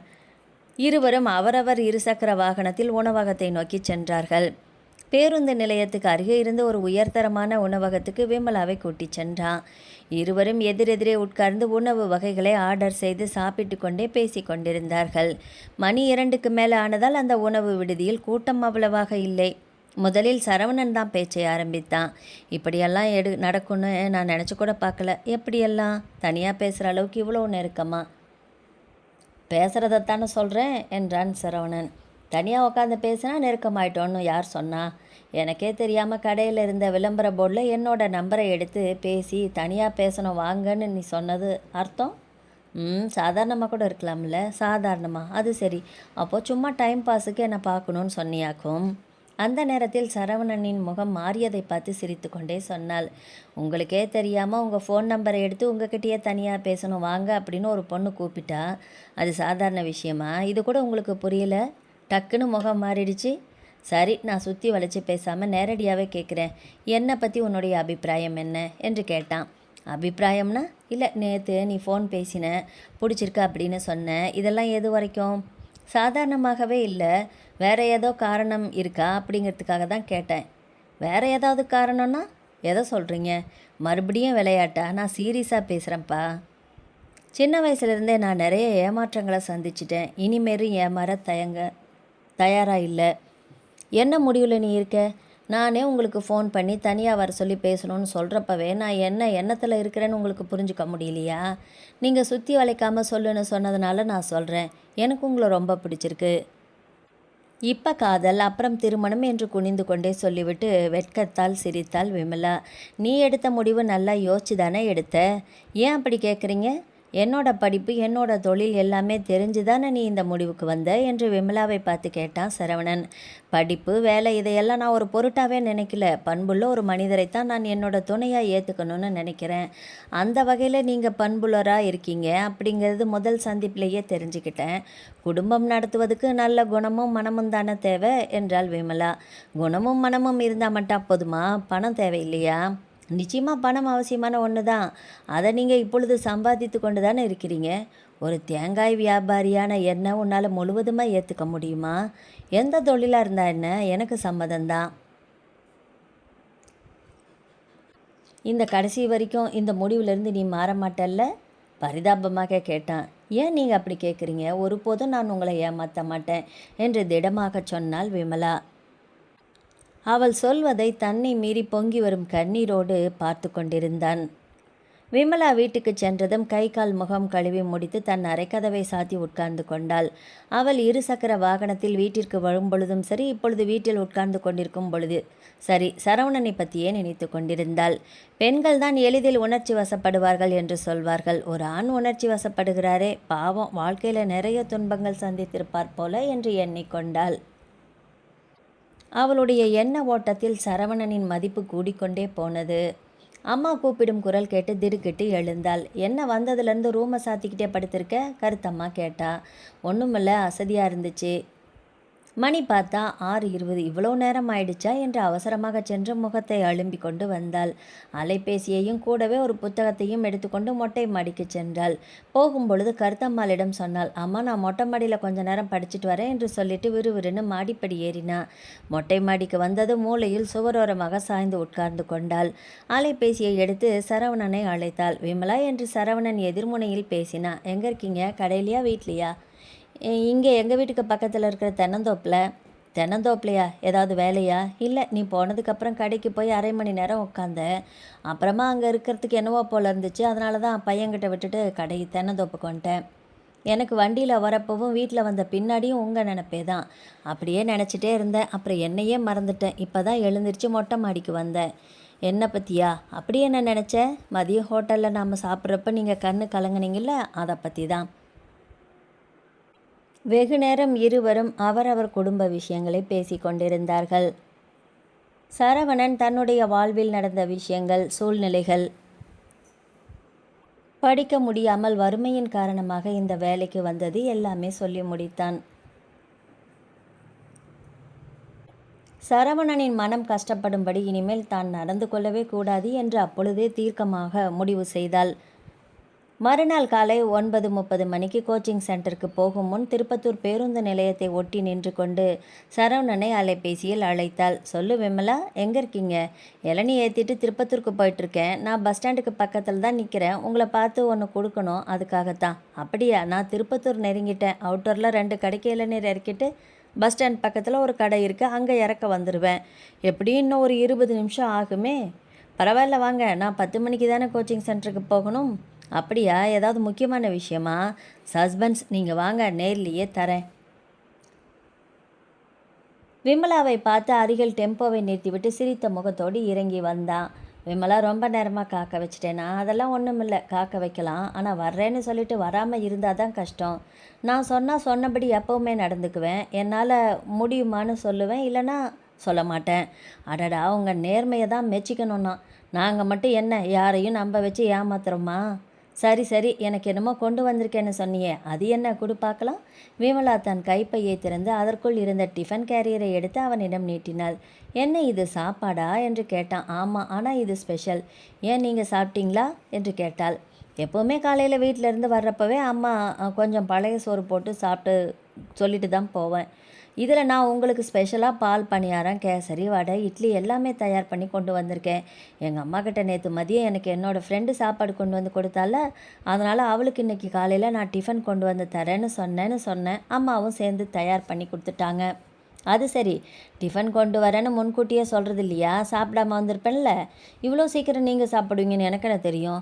நேற்று நீங்கள் நாளைக்கு காலையில் சீக்கிரமாக லோடு ஏற்றிட்டு போயிடுவேன் அப்படின்னு தானே சொன்னீங்க. அதனால தான் எடுத்துகிட்டு வந்தேன். காலையில் 6 மணிக்காவது உங்களுக்கு சொல்லியிருக்கணும் என்று சங்கடப்பட்டாள். அதனால் என்ன, இன்னும் கொஞ்சம் நேரத்தில் எனக்கு பசிக்கும் தான். எப்படியும் டீயும் வடையும் சாப்பிடுவேன். அதுக்கு பதிலாக இன்றைக்கி இந்த சாப்பாட்டை சாப்பிட்டுக்கிறேன். ஆசையாக செஞ்சு கொண்டு வந்திருக்க, உன்னை ஏமாத்தலாமா? கண் சிமிட்டினான். சந்தோஷமாக சாப்பிட்டுட்டு எப்படி இருக்குன்னு எனக்கு ஃபோன் பண்ணி சொல்லுங்கள். கோச்சிங் சென்டரில் இருக்கப்போ பண்ணலாமா? ஃபோனை சைலண்டில் தான் போட்டிருப்பேன். முக்கியமான ஃபோன் வந்தால் எல்லாருமே சொல்லிவிட்டு வெளியில் போய் பேசிக்குவோம். அது மாதிரி நான் பேசிக்கிறேன், நீங்கள் தாராளமாக பண்ணுங்கள். ஓகே என்று சொல்லிவிட்டு சரவணன் அவள் கொடுத்த டிஃபன் கேரியரை டெம்போவில் உள்ளே வைத்துவிட்டு, 1 நிமிஷம் இரு வர்றேன் என்று சொல்லிவிட்டு வேகமாக பக்கத்தில் இருந்த பூக்கடைக்கு சென்றான். அங்கிருந்து ஒரு முழம் மல்லிகைப்பூ வாங்கி கொண்டு வந்து அவளிடம் நீட்டினான். என்ன இது, பார்த்தா தெரியல பூ. சிரித்து கொண்டே விமலா அதை வாங்கி கொண்டாள். தலையில் பூ கூட இல்லாமல் வந்திருக்கு, அதுதான் ஓடிப்போய் வாங்கிட்டு வந்தேன். அதெல்லாம் பூ தினசரி வைக்கிறதில்ல, எப்பயாவது தான். இனிமே நீ நான் பார்க்குறப்ப எல்லாம் பூவோடு தான் இருக்கணும். ஓ அப்படியா சங்கதி, ரொம்ப சந்தோஷம். அப்போ டெய்லி நான் டிஃபன் கொண்டு வரணும், நீங்கள் பூ வாங்கி தரணும், அப்படித்தானே? சிரித்து கொண்டே கேட்டாள். டெய்லி டிஃபன் எல்லாம் கொண்டு வந்து சிரமப்பட வேண்டாம். நான் உன்னை பார்க்குறப்போ உன் தலையில் பூ இல்லைன்னா வாங்கி கொடுப்பேன், ஓகேவா? உங்கள் விருப்பம் அப்படியே ஆகட்டும். சரி, நான் கொண்டு வந்ததை வீணாக்காமல் முழுசாக சாப்பிட்ருவீங்க தானே? வயிற்றில் இடம் இருக்கா என்றாள் விமலா. கண்டிப்பாக சாப்பிடுவேன். மனசு ஃபுல்லாக நிறைஞ்சிருக்கிறப்போ நீ கொடுத்து சாப்பிட வயிற்றில் இடம் இல்லாமையா போகும் என்றான் சிரித்து கொண்டு. சரி சாப்பிடுங்க, நான் போயிட்டு வரேன் என்று சொல்லிவிட்டு விமலா கோச்சிங் சென்டர் கிளம்பினாள். சரவணன் டெம்போவை எடுத்துக்கொண்டு சென்றான். சரவணன் 11 மணிக்கு பிறகு விமலா கொண்டு வந்த இனிப்பு வகைகளையும் டிஃபனையும் சாப்பிட்டான். சாப்பிட்டு முடித்து மறக்காமல் டிஃபன் பாக்ஸை கழுவி வண்டியில் வைத்து கொண்டான். பிறகு விமலாவை அலைபேசியில் அழைத்தான். ஹலோ, விமலா பேசினாள். கிளாஸ் நடந்துட்டுருக்கு என்று கேட்டான். ஆமாம், உங்கள் ஃபோன் வந்த உடனே எக்ஸ்கியூஸ் மீ சொல்லிவிட்டு வெளியில் வந்துட்டேன். அப்படியா, சரி, ஒன்றுமில்லை. என்னால் உன்னோட வகுப்பு வீணாக வேண்டாம், எல்லாத்தையுமே மிச்சம் வைக்காமல் சாப்பிட்டுட்டேன். நல்லா இருந்துச்சு. டிஃபன் பாக்ஸை கழுவி டெம்போவில் வச்சுருக்கேன். எத்தனை மணிக்கு வெளியில் வருவேன்னு சொல்லு. வந்த உடனே அங்கே வந்தால் நான் உன் டிஃபன் பாக்ஸை கொடுத்துட்றேன். சரி, நான் கிளாஸ் முடிஞ்சப்புறம் வெளியில் வந்து ஃபோன் பண்ணுறேன். பேசி முடித்ததும் சரவணன் அவன் வேலையை பார்ப்பதற்கு கடைக்கு சென்று விட்டான். மதியம் 2 மணிக்கு பிறகு விமலாவிடமிருந்து சரவணனுக்கு ஃபோன் வந்தது. கிளாஸ் முடிஞ்சு நான் வந்துட்டேன், காலையில் நின்ன இடத்துலையே நிற்கிறேன், நீங்கள் டிஃபன் பாக்ஸை எடுத்துகிட்டு வந்துடுங்க. சரவணன் விமலா வர சொல்லிய இடத்துக்கு சென்று டிஃபன் பாக்ஸை அவளிடம் கொடுத்தான். அந்த இடத்திலேயே நின்று சிறிது நேரம் பேசிவிட்டு ஒருவருக்கொருவர் விடை பெற்று கிளம்பினார்கள். அன்று மட்டுமல்ல, அதுபோல அடிக்கடி விமலா சரவணனுக்கு ஏதாவது ஸ்பெஷலாக உணவு தயார் செய்து கொண்டு வந்து கொடுத்து கொண்டிருந்தாள். ஒவ்வொரு நாளும் இருவருடைய பழக்கமும் மிகவும் நெருக்கமாகி போனது. நாள்தோறும் ஒரே வேளையாவது இருவரும் சந்தித்து கொள்வார்கள். 4 அல்லது 5 முறைக்கும் குறையாமல் அலைபேசியில் அழைத்து கொள்வார்கள். விமலாவிற்கும் சரவணனுக்கும் பழக்கம் ஏற்பட்டு சரியாக 10 மாதங்கள் முடிந்தது. ஒரு நாள் மதியம் 2 மணிக்கு பிறகு விமலாவின் கோச்சிங் கிளாஸ் முடித்து விமலாவும் சரவணனும் வழக்கமாக சந்திக்கும் பேருந்து நிலையத்துக்கு அருகில் உள்ள இடத்தில் நின்று பேசி கொண்டிருந்தார்கள். அப்பொழுது திருப்பத்தூருக்கு ஒரு வேலையாக வந்த விமலாவின் அப்பா வடிவேலு அந்த வழியாக 2 சக்கர வாகனத்தில் சென்று கொண்டிருக்கும் பொழுது அவர்கள் இருவரையும் பார்த்துவிட்டார். சிரித்து சிரித்து இருவரும் பேசி கொண்டிருக்கும் பொழுது அவர்கள் பக்கத்தில் போய் வண்டியை நிறுத்தி விமலாவை பார்த்து சற்று கோபமாக கேட்டார். என்ன விமலா, இங்கென்ன வேலை உனக்கு என்று கேட்டுவிட்டு சரவணனை பார்த்து, ஏன்பா நீ அந்த இளநீ கடைக்கார பையன்தானே என்றார், முகத்தை வேறு விதமாக வைத்து கொண்டு. இருவருக்கும் எதிர்பாராத விதமாக வடிவேலுவை அந்த இடத்தில் பார்த்ததுமே என்ன பேசுவது என்று தெரியாமல் நடுங்க ஆரம்பித்து விட்டார்கள். என்ன பதில் சொல்லி யார் முதலில் பேசுவது என்று தெரியாமல் ஒருவர் முகத்தை ஒருவர் சில வினாடிகள் பார்த்தார்கள்.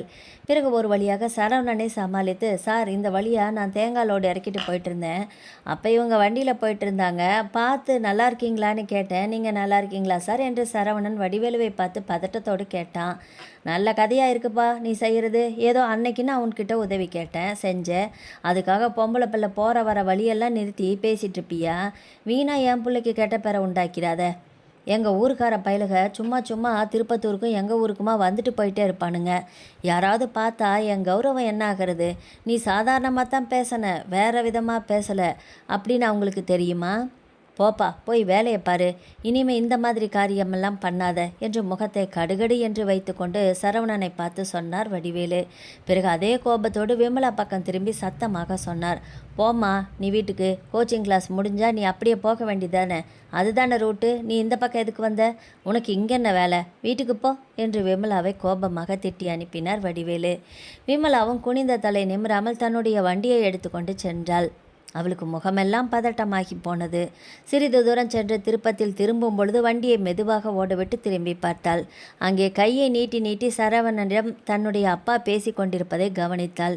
இன்று ஏதாவது விபரீதம் நடந்துவிடுமோ என்று பயத்தோடு சென்றாள். சும்மா தான் பேசினோம் என்று சமாளிக்க வேண்டியதுதான் என்று அவளும் நினைத்து கொண்டே சென்றாள். அத்துடன் சும்மாதான் பேசினோம் என்று ஏன் மழுப்ப வேண்டும்? உண்மையை சொல்லிவிட வேண்டியதுதான். சரவணனை நான் விரும்புகிறேன் என்று, அவரைத்தான் திருமணம் செய்து கொள்ள ஆசைப்படுகிறேன் என்று, பார்த்து செய்து வையுங்கள் என்று சொல்லிவிட்டால் தான் என்ன? ஏன் மறைக்க வேண்டும்? எத்தனை நாளைக்கு அதெல்லாம் ஒன்றுமில்லை, சாதாரண பழக்கம்தான் என்று சொல்லி கொண்டிருக்க முடியும்? ஏதாவது ஒரு நாள் வெளியில் தெரிந்து தானே ஆகணும். எப்படி சொல்வது, எப்படி ஆரம்பிப்பது என்று தவித்து கொண்டிருக்க அவசியமே இல்லாமல் இன்று அப்பாவே நேரில் பார்த்து விட்டார். அதுவும் ஒரு வகையில் நல்லது தானே.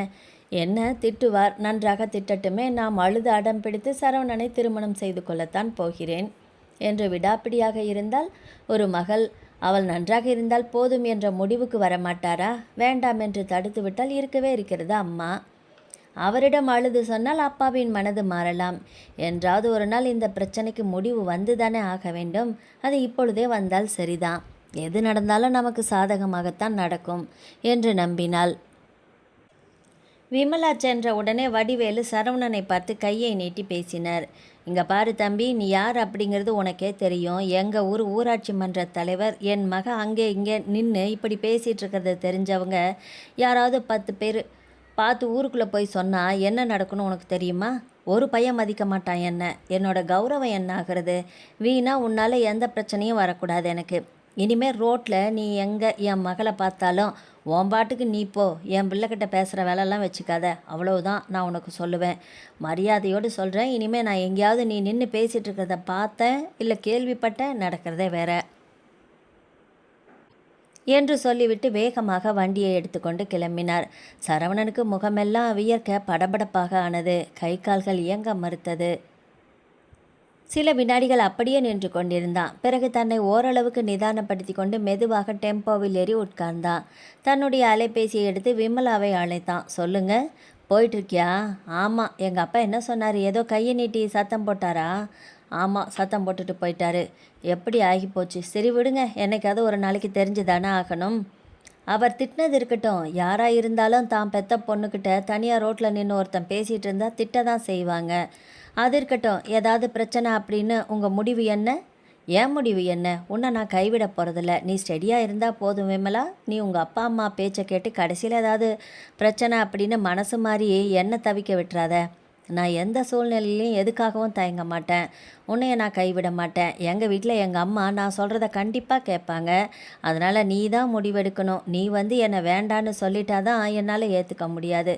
அது ஒரு செகண்ட் கூட கேட்டுட்டு என்னால் இருக்க முடியாது விமலா, அவ்வளவுதான். நீ இல்லாமல் எதையுமே என்னால் நினச்சி பார்க்க முடியாது. அதெல்லாம் உங்களுக்கு எந்த அவநம்பிக்கையும் வேணாம். என்னை நம்புங்க, நான் உங்களை ஏமாற்ற மாட்டேன். தைரியமாக நீங்கள் போய் உங்கள் வேலையை பாருங்கள். வீட்டுக்கு போய் சூழ்நிலை என்னன்னு தெரிஞ்சுக்கிட்டு நான் உங்களுக்கு ஃபோன் பண்ணுறேன். இப்போ நடு ரோட்டில் ரொம்ப நேரம் நின்று பேசிகிட்டு இருக்க முடியாது. எங்கள் அப்பா நான் என்ன பண்ணுறேன்னு பார்க்குறதுக்காக கூட வேகமாக வந்தாலும் வருவார். நான் இங்கே நின்று ஃபோனில் பேசிகிட்டு இருக்கிறத பார்த்தாருன்னா ரொம்ப கடுப்பாயிடுவார். அப்புறம் நான் பேச முடியாமையே போயிடும். சரி நீங்கள் கிளம்புங்க, நான் போகிறேன் என்று சொல்லிவிட்டு அலைபேசியை துண்டித்தாள் விமலா. விமலா வீட்டுக்கு சென்ற அரை மணி நேரம் கழித்து அவளுடைய அப்பா வடிவேலு வீட்டுக்கு வந்து சேர்ந்தார். கோபத்தோடு வீட்டுக்குள் நுழைந்த வடிவேலு நேராக விமலாவை பார்க்க வந்தார்.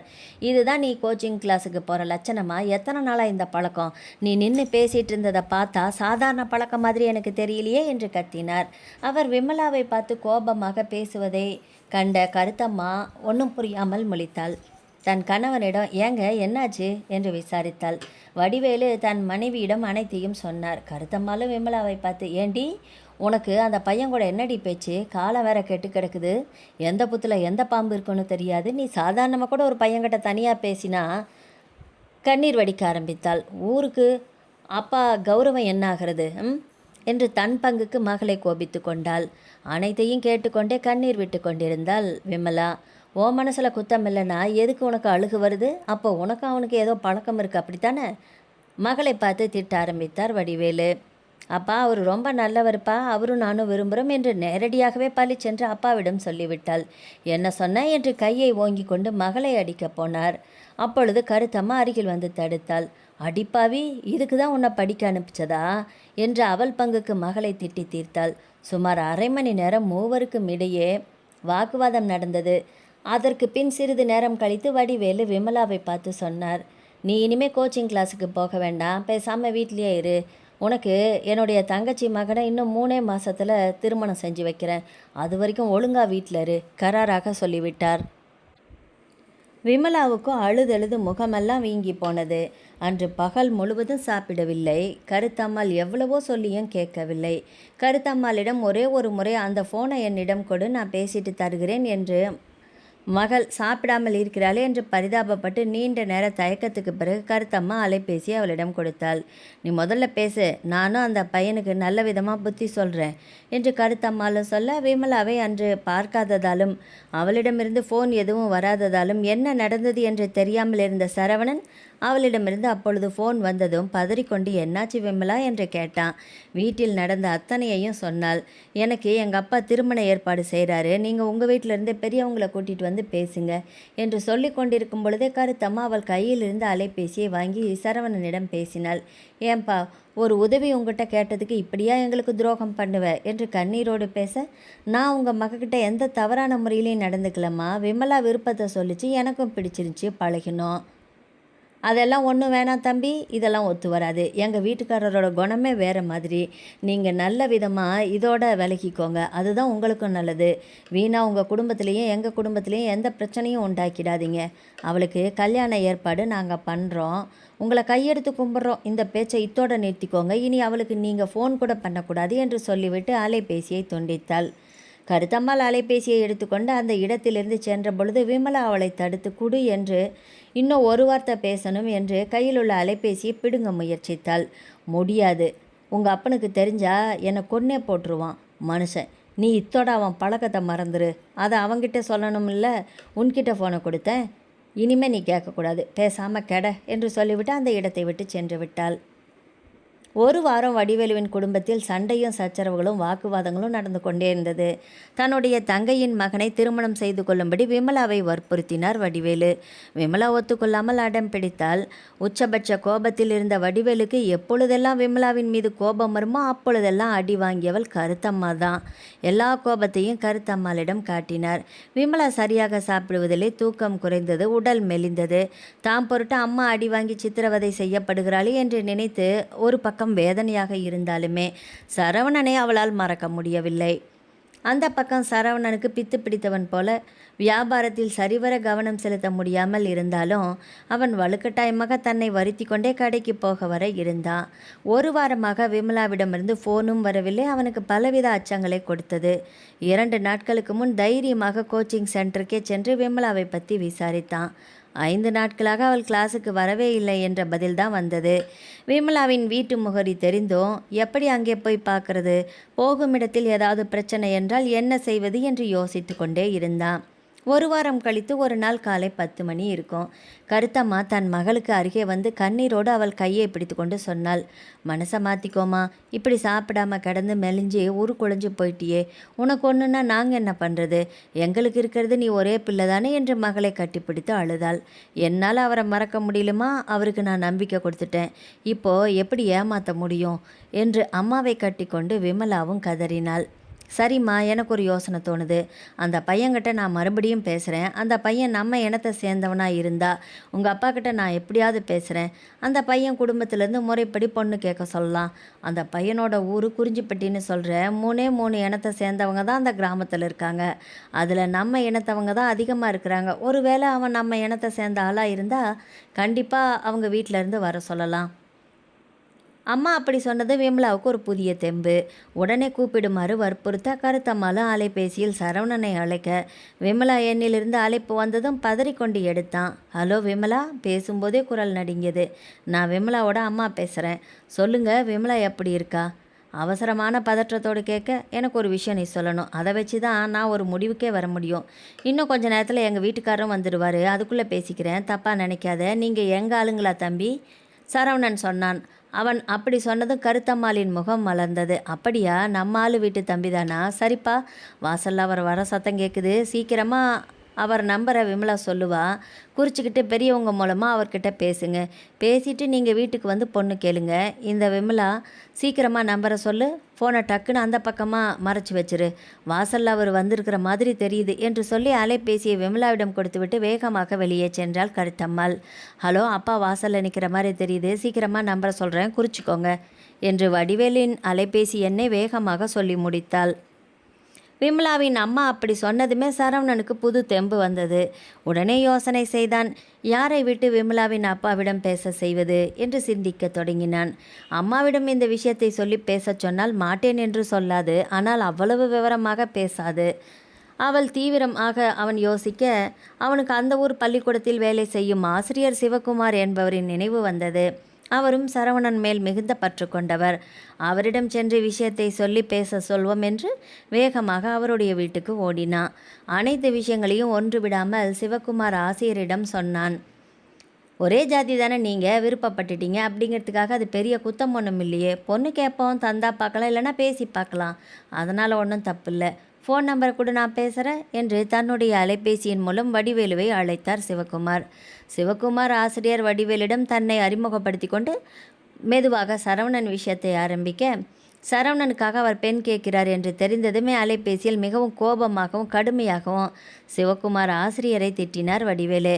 பக்கத்தில் இருந்த விமலாவும் கருத்தம்மாலும் சரவணன் யார் மூலமோ உடனே ஃபோன் செய்து விட்டான் என்று யோகித்து கொண்டு பயந்து கொண்டே உட்கார்ந்திருந்தனர். ஒரே ஜாதியாக இருந்தால் கண்ட பயலுக்கெல்லாம் பொண்ணு கொடுக்க முடியுமா? நீ எல்லாம் படித்த வாத்தியாராயா? என்னோட அந்தஸ்து என்ன, அந்த பயலோட அந்தஸ்து என்ன தெரிஞ்சுதான் நீ கேட்குறியா? கடையில் தேங்காய் வியாபாரம் பண்ணிகிட்ருக்கிற பயலுக்கெல்லாம் ஏன் பொண்ணு கேட்குதா? இந்த ஊருக்கு நான் பிரசிடெண்ட்டு. நம்ம ஊர் பிரசிடெண்ட்டு இளநி விற்கிறவனுக்கு பொண்ணு கொடுத்துட்டான்னு அப்படின்னு ஊரே என்னை காரி துப்போம். இனிமேல் இந்த விஷயமா எதுவும் பேச வேண்டாம். மீறி பேசினா நான் போலீஸில் கம்ப்ளைண்ட் கொடுத்துருவேன். ஃபோனை வை என்று கோபத்தோடு ஃபோனை வைத்தார்.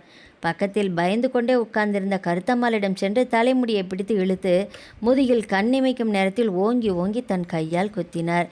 கீழே தள்ளி காலால் உதைத்தார். அதை பார்த்து பயந்து போய் விமலா தடுத்தாள். அவளுக்கும் 2 அடி விழுந்தது. ஆயும் மகளும் சேர்ந்து என்ன ஏமாற்ற பார்க்குறீங்களா? அந்த ஆள் சொல்லிட்டான், நீங்கள் தான் ஃபோன் நம்பரை கொடுத்து பேச சொன்னீங்கன்னு. பக்கத்தில் கைக்கு கிடைத்த பொருள்களையெல்லாம் எடுத்து கருத்தம்மாளின் மேல் வீசினார். கருத்தம்மாளின் தலையில் காயம் ஏற்பட்டு ரத்தம் கசிந்தது.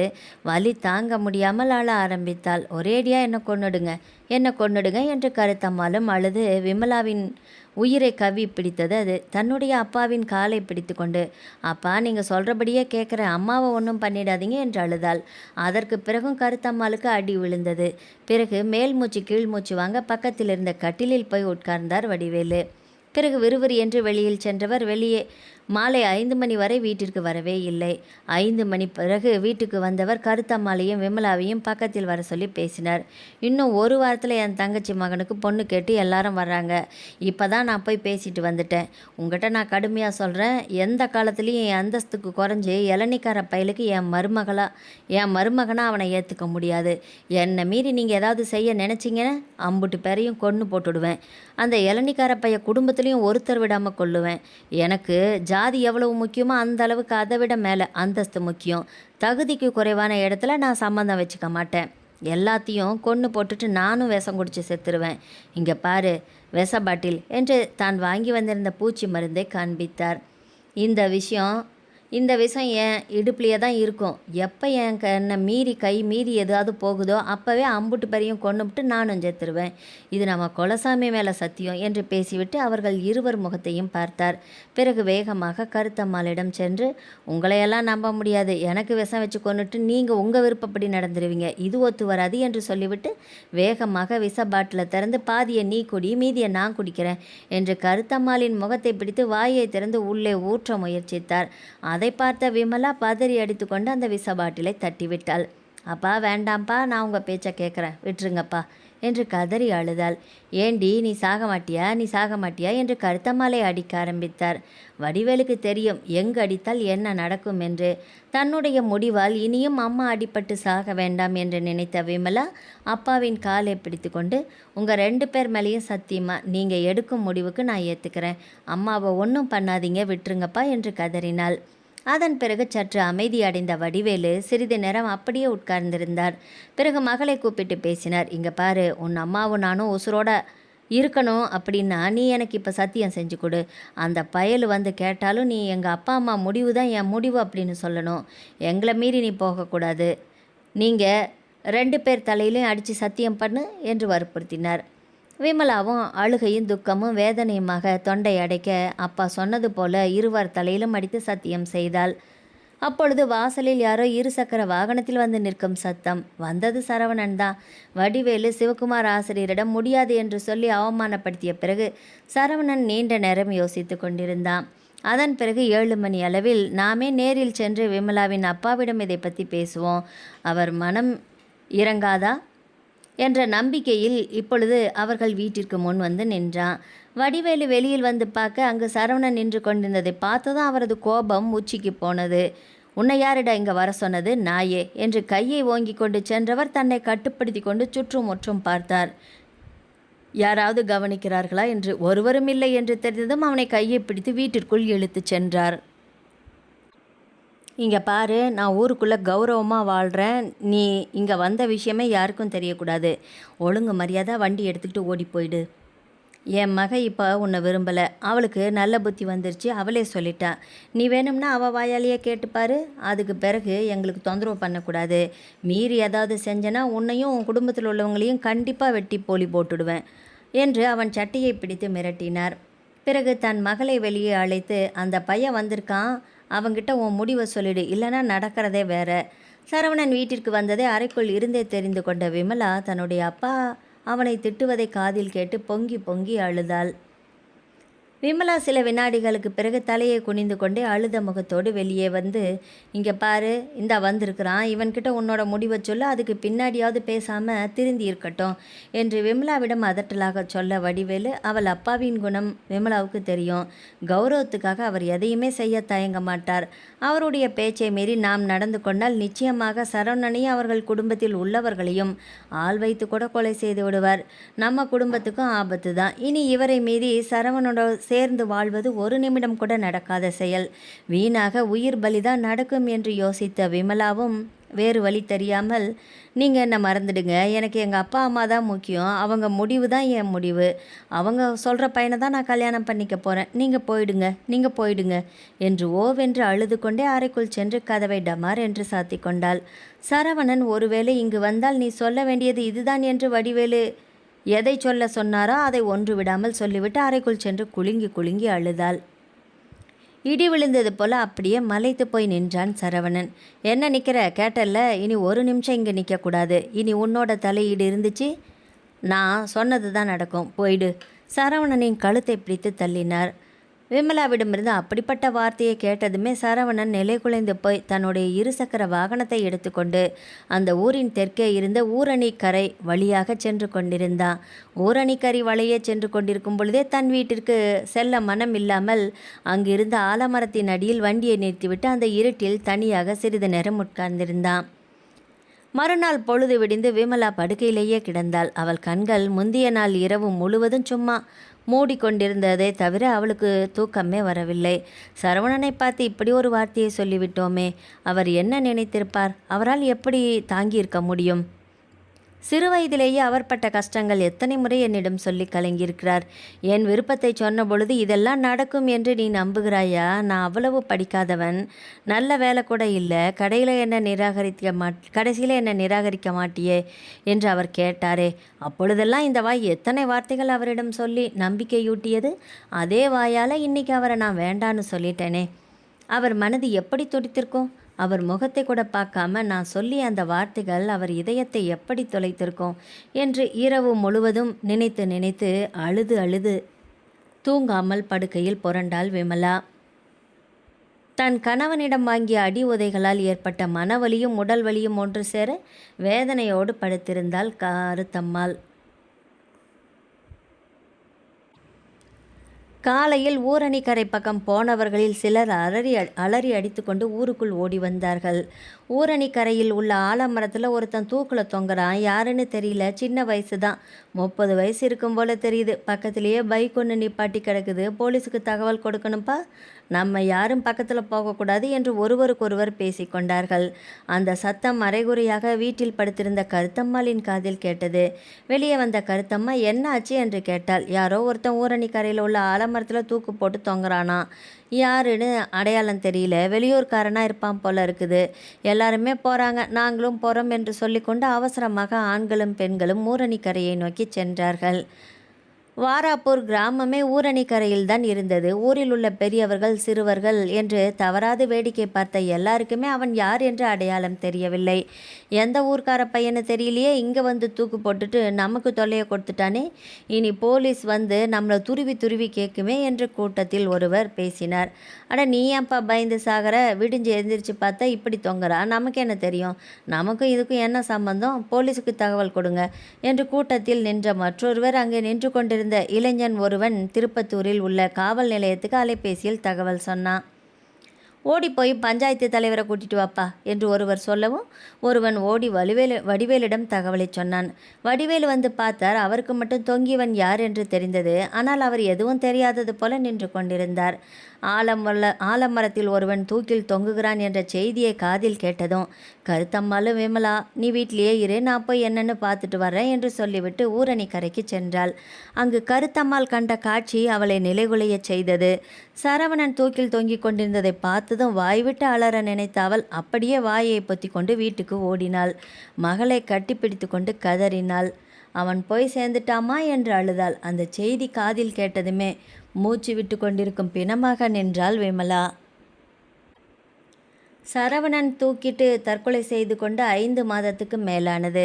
அன்றிலிருந்து விமலா யாருடனும் எதுவும் பேசுவதில்லை. அவளுடைய அப்பா அம்மா ஏதாவது கேட்டால் கூட பதில் வேறு எதுவும் கூடுதலாக பேசுவதில்லை. தன்னை வருத்தி கொண்டால் குற்ற உணர்வு அவளது நெஞ்சை அழுத்தியது. என்னால் தானே அவர் செத்து போனார், நான் என் விருப்பத்தை சொல்லாமல் இருந்திருந்தா அவர் வழியில் அவர் போயிருப்பாரே, அவரிடம் சென்று லிஃப்ட் கேட்காம இருந்திருந்தா, அதுக்கு பிறகும் கூட அவர்கிட்ட நான் பேசாமல் இருந்திருந்தா, இப்படி நினச்சி தன்னையே நொந்து கொண்டாள். ஒரு நடைப்பிணமாக ஒவ்வொரு நாளும் வாழ்கிறாள். குற்றத்திற்கான தண்டனையை நான் ஏன் தேடிக்கொள்ளவில்லை? அம்மாவுக்காக, அப்பாவுக்காக, குடும்பத்துக்காக என்று காரணங்களை சொல்லிக்கொண்டு வாழப்போகும் நான் எப்படிப்பட்டவள்? என்னால் ஒரு குடும்பம் அழிந்து விட்டது. அதற்கு என்ன பதில் இருக்கிறது என்னிடம்? இன்னும் நான் ஏன் உயிரோடு இருக்கிறேன்? சுயநலமான என் எண்ணம் எனக்கான தண்டனையை ஏற்க மறுக்கிறதா? மூச்சு விட்டு கொண்டிருக்கும் முழு பிணமாக நான் மாறிவிட்டேனா? நான் சாகப் போவதில்லை. என்னுடைய சாவு எனக்கு தண்டனையை தராது. நான் உயிரோடு இருந்து தண்டனையை அனுபவிக்கப் போகிறேன். ஆமாம், நான் இனி உயிர் வாழ்ந்து தண்டனையை அனுபவிக்கப் போகிறேன். நினைத்து நினைத்து நெஞ்சமெல்லாம் புண்ணாகி ஒவ்வொரு நாளும் அழும் தண்டனையை அனுபவிக்கப் போகிறேன். விமலா மனதிற்குள் குற்ற உணர்ச்சி பொங்க ஒவ்வொரு நாளையும் நெருப்பில் நடப்பது போல கடத்தினாள். சில நாட்களுக்கு பிறகு வடிவேலுவின் விருப்பப்படி அவரது தங்கையின் மகனை திருமணம் செய்து கொண்டாள். திருமணமாகி இன்று அவளுடைய கணவன் வீட்டுக்கு செல்வதற்காக அவளை தயார் செய்து கொண்டிருந்தார்கள். அவள் அம்மாவை கட்டி கொண்டு அழுதாள். அவள் அப்பா வடிவேலு மட்டும் அசையாமல் குத்துக்கல்லாக நின்று செருமி கொண்டிருந்தார். இன்னும் என்ன அழுக, சீக்கிரம் கிளம்புங்க, கார் வந்து ரொம்ப நேரமாக நிற்கிது, மாப்பிள்ளை வீட்டுக்காரங்க காத்துட்ருக்குறாங்க, நல்ல நேரத்தில் போக வேண்டாமா? வடிவேலு அவசரப்படுத்தினார். அந்த ஊரிலிருந்து 10 கிலோமீட்டர் தொலைவில் உள்ள குண்டூர் கிராமந்தான் விமலா திருமணமாகி செல்லும் ஊர். கார் புழுதியை கிளப்பி கொண்டு சென்றது. வீட்டிலிருந்து கிளம்பிய கார் மெதுவாக ஊரை விட்டு தெற்கு பக்கத்தில் இருந்த ஊரணிக்கரை மீது சென்றது. ஊரணிக்கரையை கடந்து இடது பக்கமாக திரும்பினால் குண்டூர் கிராமத்துக்கு செல்லும் பிரதான சாலை. ஊரணிக்கரையில் கடைசி ஓரத்தில் இடப்பக்கமாக தனியாக நின்று கொண்டிருந்த அந்த பெரிய ஒற்றை ஆலமரத்தை பார்க்காமல் தவிர்க்கலாம் என்று நினைத்தும் தவிர்க்க முடியாமல் கண்கள் அங்கே சென்றது விமலாவுக்கு. மரத்திலிருந்து தொங்கிக் கொண்டிருந்த விழுதுகள் அவளை பார்த்து ஏதோ சொல்வது போல இருந்தது. அதற்கு மேல் அவளால் கட்டுப்படுத்த முடியவில்லை. தொங்கிக் கொண்டிருந்த ஆலமர விழுதுகளை பார்த்து கொண்டு கண்ணீர் விட்டு சத்தமாக அழ ஆரம்பித்தாள். பக்கத்தில் அமர்ந்திருந்த மணமகனுக்கோ ஒன்றும் புரியவில்லை. வழக்கமாக பெண்கள் புருஷன் வீட்டுக்கு திருமணமாகி செல்லும் பொழுது கண் கலங்குவது இயற்கைதான். இவள் புறப்படும் பொழுது அழ ஆரம்பித்தவள் ஊரை தாண்டும் பொழுது இத்தனை சத்தமாக கதறுகிறாரே என்று முன் சீட்டில் உட்கார்ந்திருந்த மாப்பிள்ளையின் தகப்பனார் நினைத்து கொண்டே லேசாக சிரித்தபடி, ஏம்மா விமலா, நீ என்ன முன்ன பின்ன தெரியாத வீட்டுக்கா வாக்கப்பட்டு போற? உன்னோட அத்தை மகனை தானே கட்டிக்கிட்ட, அதுவும் உன் பிறந்த வீடு மாதிரி தானம்மா. நாங்கள் எங்கள் மகளாட்டம் உன்னை பார்த்துக்குவோம், நீ ஆளாமாவாமா என்று பின்னால் திரும்பி ஆறுதல் படுத்தி பார்த்தார். விமலாவால் அழுகையை கட்டுப்படுத்தவே முடியவில்லை.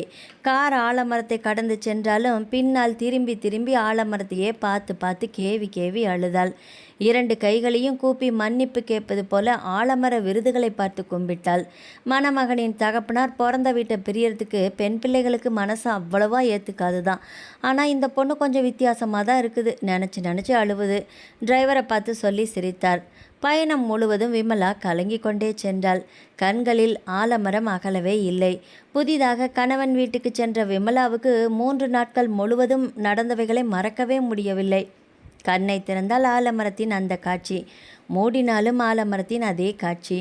3 நாட்களுக்கு பிறகு மறுவீடு அழைக்க விமலாவின் அப்பா வடிவேலு வந்தார்.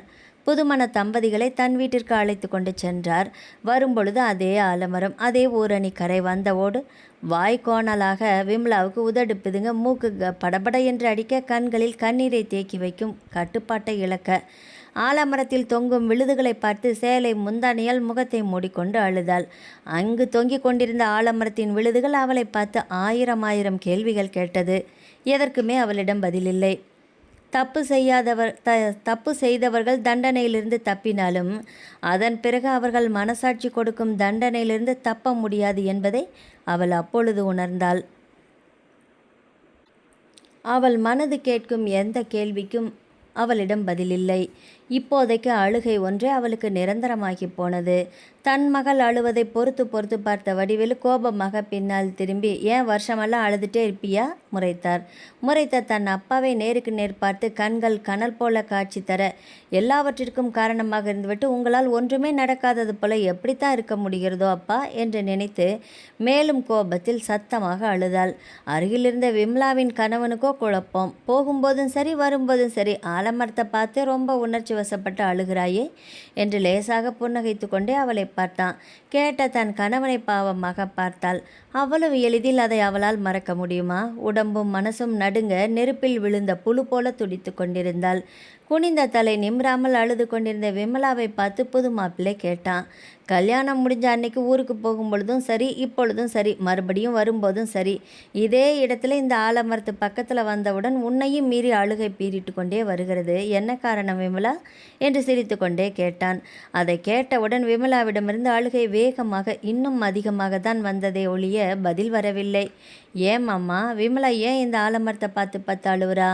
காரின் முன் சீட்டில் உட்கார்ந்திருந்த தன் மாமனார் வடிவேலுவை பார்த்து கேட்டான் புது மாப்பிள்ளை மணிமாறன். அவளுக்கு என்ன வேலை, ஆத்தா வீட்லேயே கடந்தா போதும்னு நினைக்கிறா. இந்த ஊரை சுற்றி வந்தவ தானே, அதுதான் ஊரை பிரிய முடியாமல் இந்த ஊர்லேயே இருக்கலான்னு நினப்பு அழுவுறா. இந்த ஊரணி, இதில் உள்ள தாமரை பூக்கள், கரையில் இருக்கிற மரம் செடி கொடின்னு எல்லாத்தையுமே பார்த்து வளர்ந்தவ. சின்ன வயசுலேருந்து விளையாண்ட இடம், அதெல்லாம் விட்டுட்டு போகிறோமே, இனி அடிக்கடி இதையெல்லாம் பார்க்க முடியாதே அப்படின்னு நினச்சி கலங்குறா. அதுதான் வேற என்ன என்று பின்னால் திரும்பாமலேயே மாப்பிள்ளை மணிமாறனுக்கு பதில் சொன்னார் வடிவேலு. மீண்டும் மீண்டும் திரும்பி ஆலமரத்தை பார்த்து அழுது கொண்டே வந்தாள் விமலா. தேம்பி அழுது கொண்டிருந்த விமலாவின் கைகளை அவள் கணவன் மணிமாறன் அழுத்தமாக பிடித்து கொண்டே இருந்தான். கை தொடும் ஆழம் மிக பெரியது. அதற்கு நிகர் வேறு எதுவும் இல்லை. அவன் கை அவள் இதயத்தை தொட்டது. கார் ஊரணிக்கரையில் ஆடி ஆடி சென்று கொண்டிருந்தது. குலுங்கி அழுத விமலாவின் கைகளை விடாமல் பிடித்து கொண்டு அவள் முகத்தை பார்த்து கொண்டே இருந்தான் மணிமாறன். நடுங்கும் அவள் கரங்களுக்கு ஆறுதலாக அவன் கரங்கள் இருந்தன. இன்று உன் கரங்களை பிடித்த என் கைகள் இனி எப்பொழுதும் விலகப் போவதில்லை. இன்பம் துன்பம் எதிலுமே இனி உன்னோடு நான் இருப்பேன் என்று அந்த தொடுதல் உணர்த்துவது போல இருந்தது. விமலாவுக்கு. கைகள் பேசுமா என்றால் ஆம் பேசும். மணிமாறனின் கைகள் விமலாவின் கைகளிடம் பேசியது. அந்த ஆதரவு கரங்களை அவளும் விடாமல் பிடித்து கொண்டு கண்களில் நீர் வழிய அவன் தோளில் சாய்ந்து கொண்டாள். ஊருக்கு தெற்கே ஊரணிக்கரை ஓரத்தில் நின்று கொண்டிருக்கும் அந்த ஒற்றை ஆலமரம் இன்று இல்லாவிட்டாலும் என்றாவது ஒரு நாள் உண்மையை விமலாவின் கணவனிடம் சொல்லிவிடாதா என்ன? அப்படி சொன்னால்தான் என்ன? விமலாவின் கரங்களை பிடித்திருக்கும் அவன் கரங்கள் இனி என்றுமே அவளை விட்டு அகலப் போவதில்லை. கை தொடுதலின் ஆழம் மிக பெரியது. நாவல் முடிவடைந்தது. ஆதரவளித்த அனைத்து உள்ளங்களுக்கும் நன்றி. மீண்டும் அடுத்த ஒரு நாவல் பதிவில் சந்திக்கலாம். வணக்கம்.